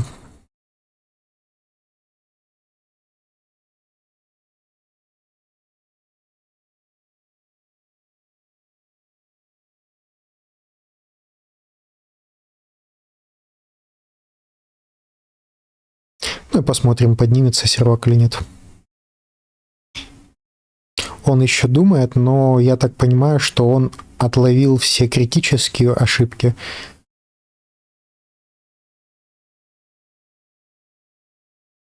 Почему все могло упасть в ноль? Так, онбординг есть. Language. Это ZAI сделал. И выпадающий. Приятненько. То есть при нажатии, вы видите, увеличивается размер. Это прям очень приятно. Других языков нету, я так понимаю. То есть есть локализация только для русского, и то не до конца. Во всяком случае все поднялось. Что у нас по лимитам? На самом деле, мне сильно приятнее работать так. Во всяком случае, есть результат. Там результата просто не было, и все токены мне сжирались.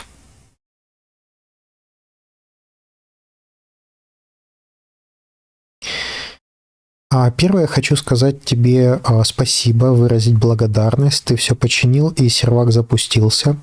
Это мне очень нравится. Это пункт первый, который я хотел сказать. А второе, что я хотел сказать, это что у нас есть недопереведенные тексты. То есть я вижу UI, в котором есть достаточно много моментов, которые еще захардкожены в коде, и они на английском языке. То есть я понимаю, что Cloud Code или Codex — это английские слова, которые должны оставаться на английском, но, допустим, если Local Cloud Agent, то это должно быть локальный Cloud на английском, и дальше агент на русском, да, то есть вот такие вот какие-то штуки всякие.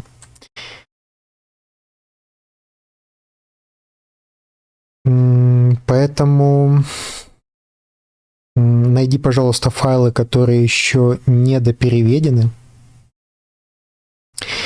и проверь, что они действительно на русском языке.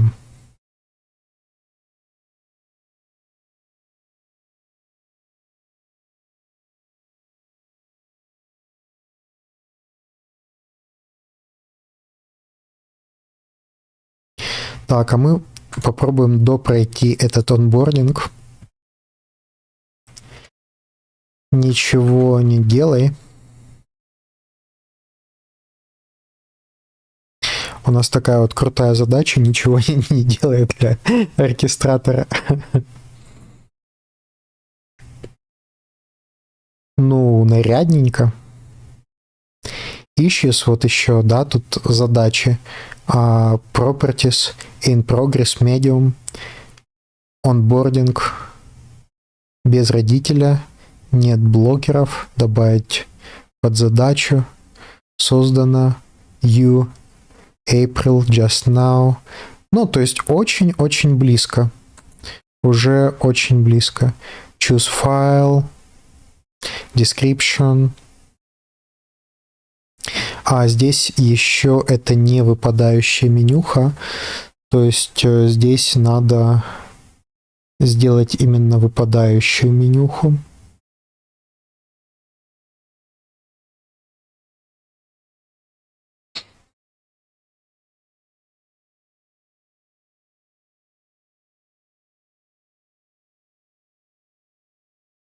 Он запускает агента, это хорошо.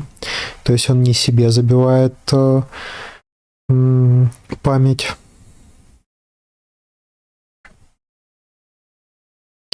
В этой вкладке переключение языков сделано статично. Здесь это мне не нравится, как сделано.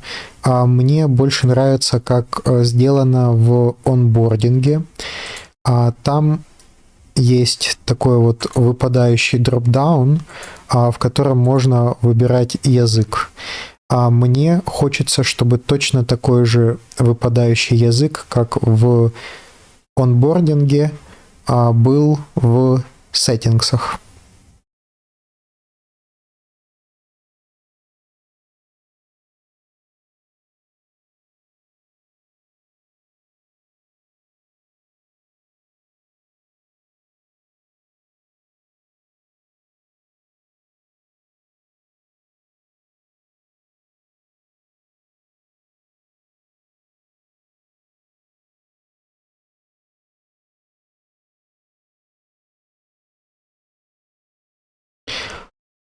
Так, я только порадовался, что у нас в онбординге это есть.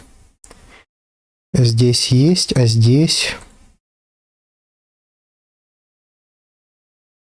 ну и здесь тоже появилось, да, все хорошо.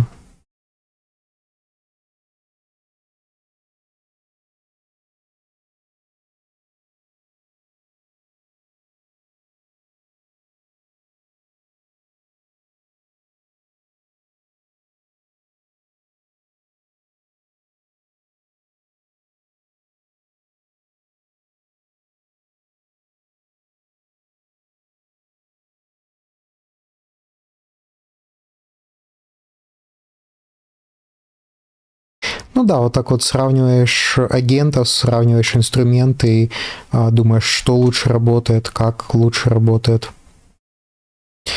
что больше экономит время, что лучше дает результат.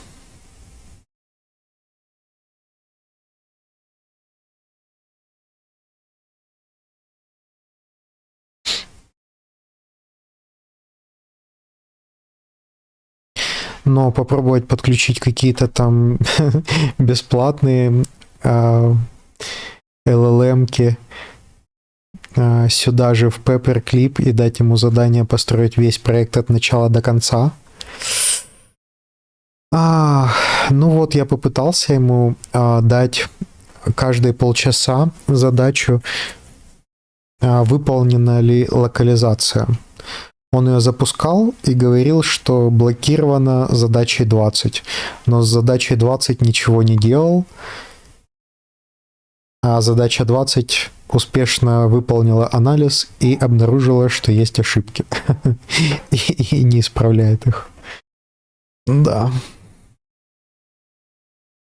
Мы исследовали, проект не выполнен. И полчаса каждый возвращается к этой задаче.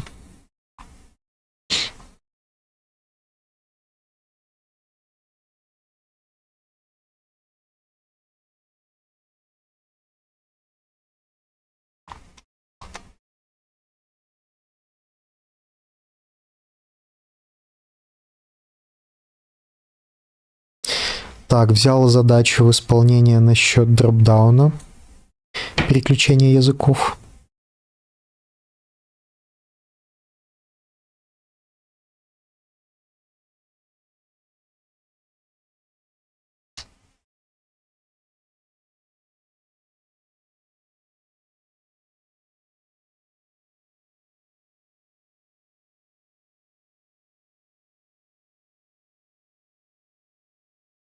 Ну да, тут мне как-то все-таки с клауд-кодом я как дома. То есть я вижу, что происходит, вижу, что вот добавлен дропдаун, вот добавлены такие языки, вот именно в такой последовательности.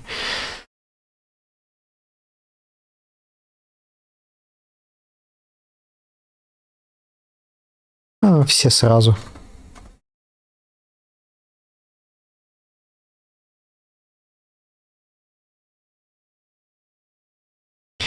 Пока что лимитов у нас хватает, так что давай, трудись, все переводи.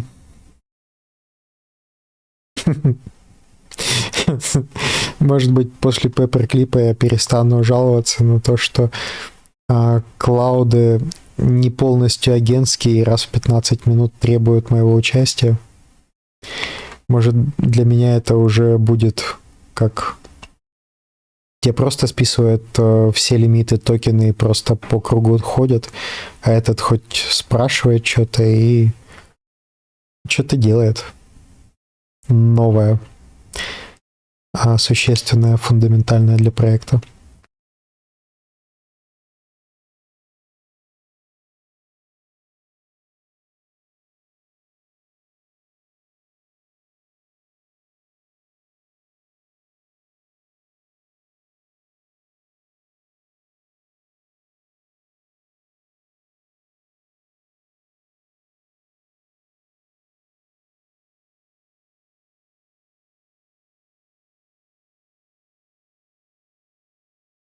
Ну да, вроде бы такое простое изменение, там типа язык, но оно очень масштабное и затрагивает очень много файлов сразу. Вот сколько здесь, 123 файла.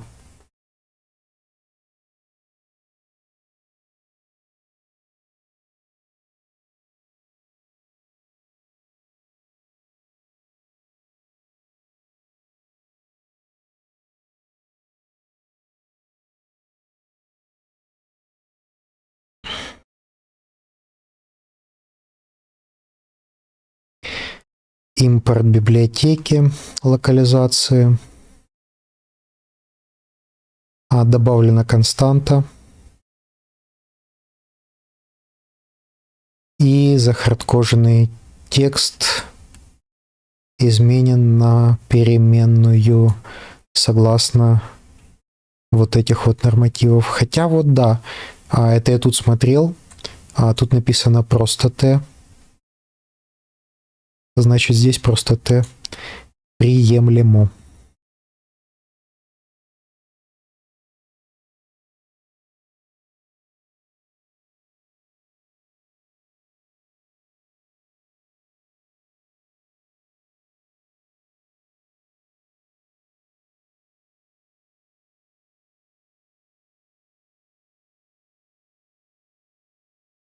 управляет агентами,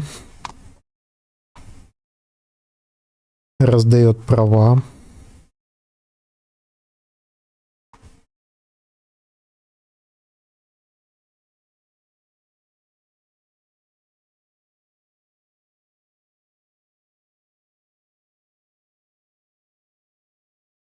Ну да, конечно, в принципе, Paperclip — это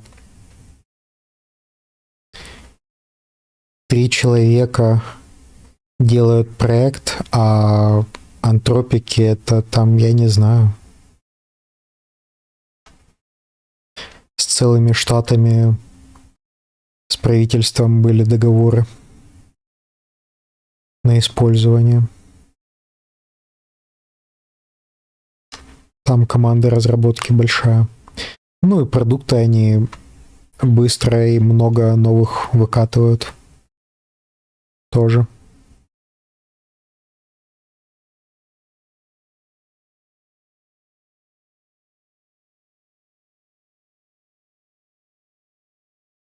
А получается, когда он поручил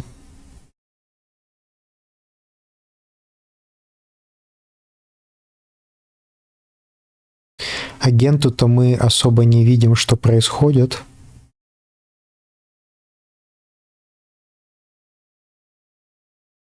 Ну, давайте Ctrl-O.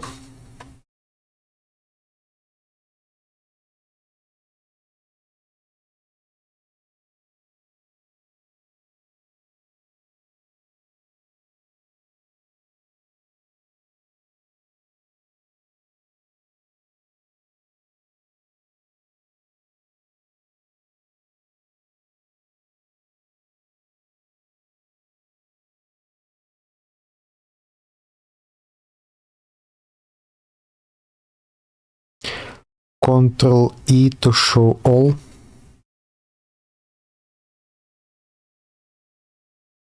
Ctrl-E to collapse. Plan, ask, auto, modeling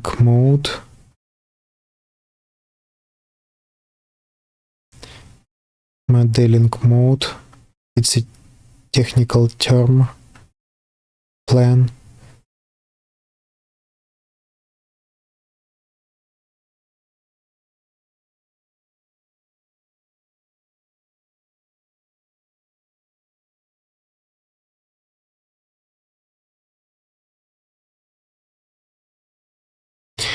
Ну, может быть, да. Хотя я бы, наверное, перевел. Благодаря тому, что мы посмотрели, мы увидели, что что-то он принял решение не переводить. Ну, даже если все мы сделаем, и будут какие-то баги, то это все равно нормально, это лучше, чем без этого. Так, как свернуть это все?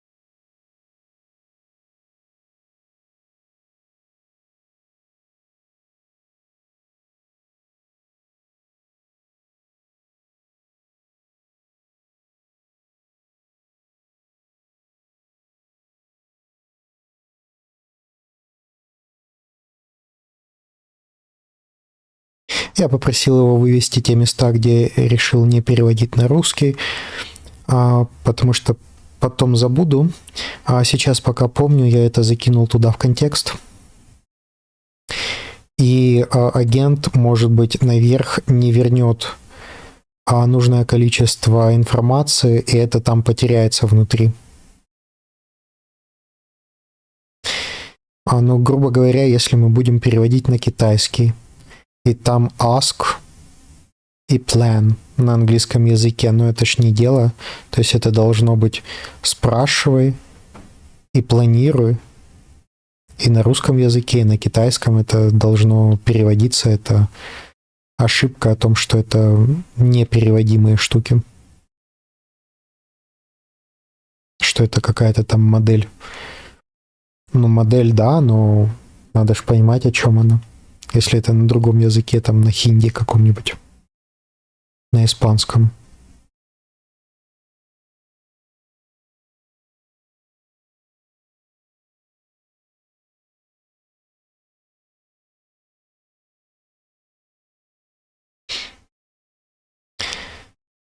Ну, или точно ему дадим.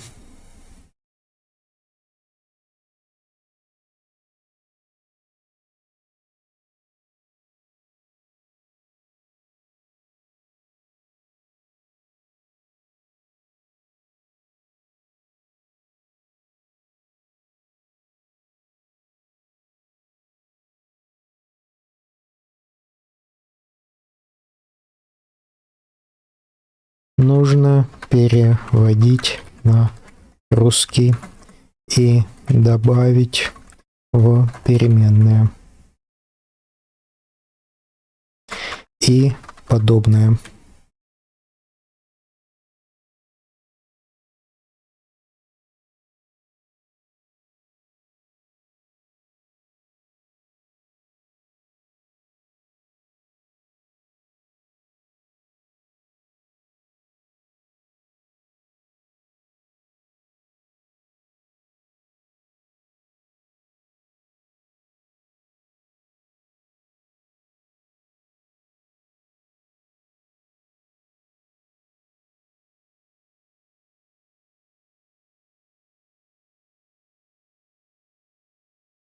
На самом деле хорошую работу проделываем.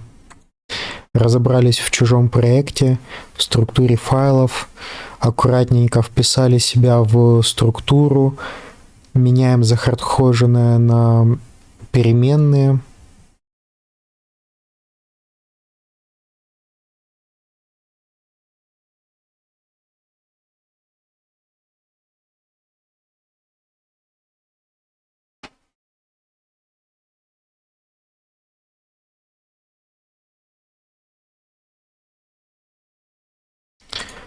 Так, спросим насчет вот этих файлов, где они должны быть. Что там? Between и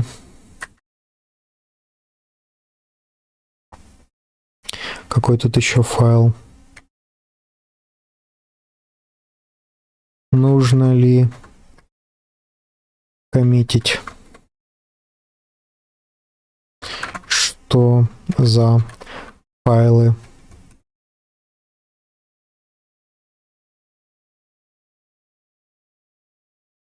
Пока тут агент действует.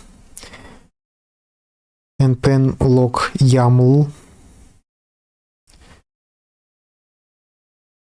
Где такой npm log YAML? Разве мы ему такой скидывали?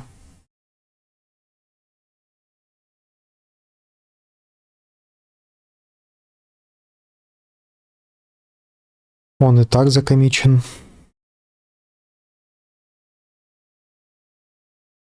Ага, эти в gitignore. Хорошо.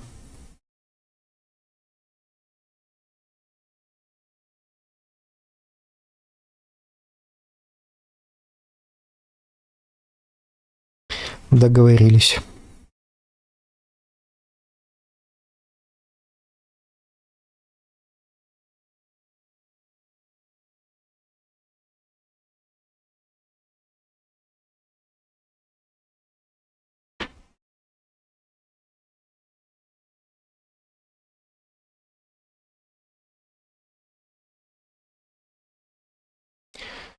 Так, что у нас вообще происходит там?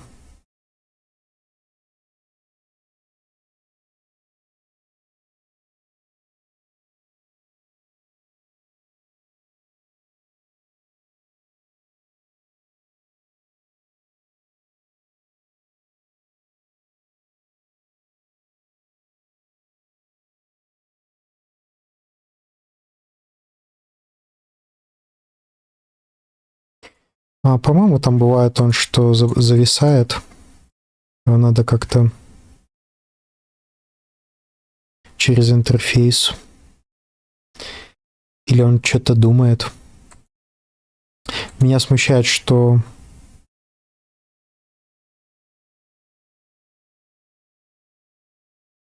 Shift Tab to cycle. Shift Tab.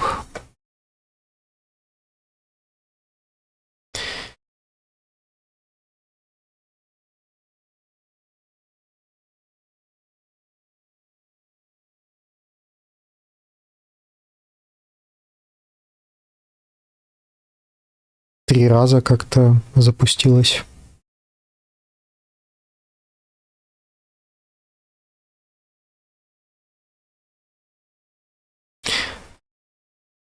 Так, я не вижу, чтобы что-то происходило. Обычно в таких случаях он просто завис.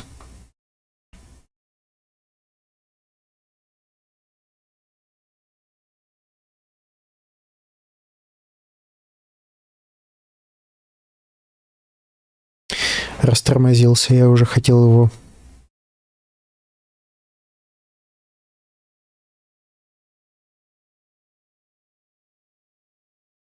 Я его уже хотел останавливать,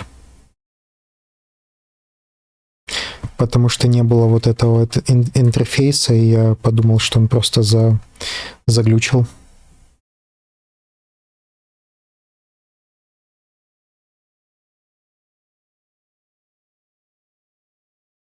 Волнительно, когда он спрашивает насчет гита.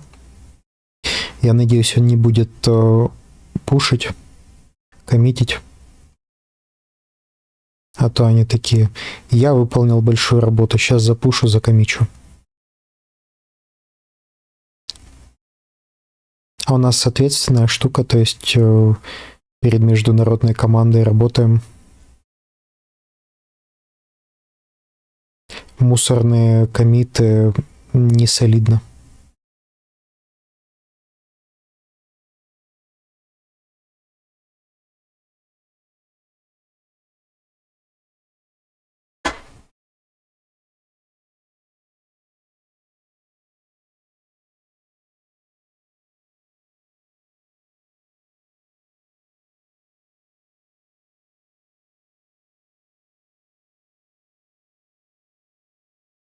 Вот я уже, кстати, и забыл.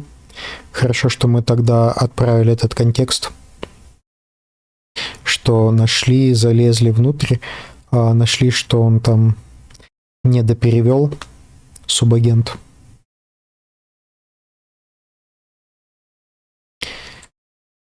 Так. Было 18. Ну, супер, вообще. Практически не расходуют. Расходуют на уровне того, как пару раз запустился новый агент с новой задачей и вспомнил, кто он.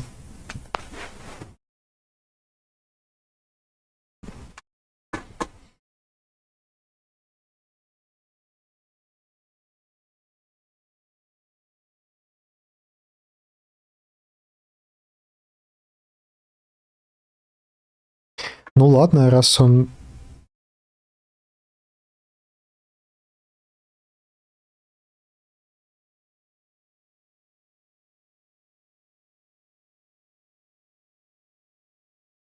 работает, циферки идут. Вот он глючит, когда останавливаются циферки, и он вообще ничего не выполняет.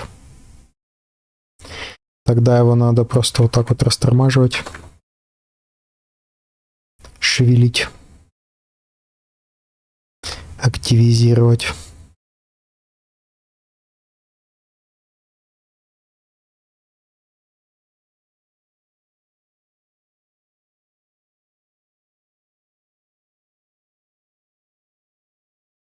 Мы можем пока установить заново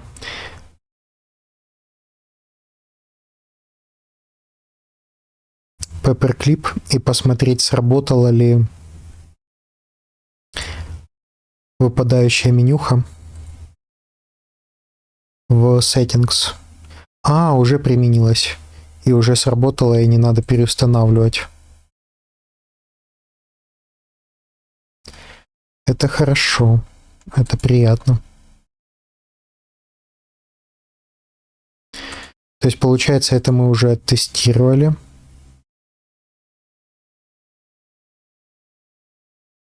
И теперь допереводить все файлы. Ну окей, значит тогда просто можем активно ожидать, а то он постоянно что-то спрашивает у нас.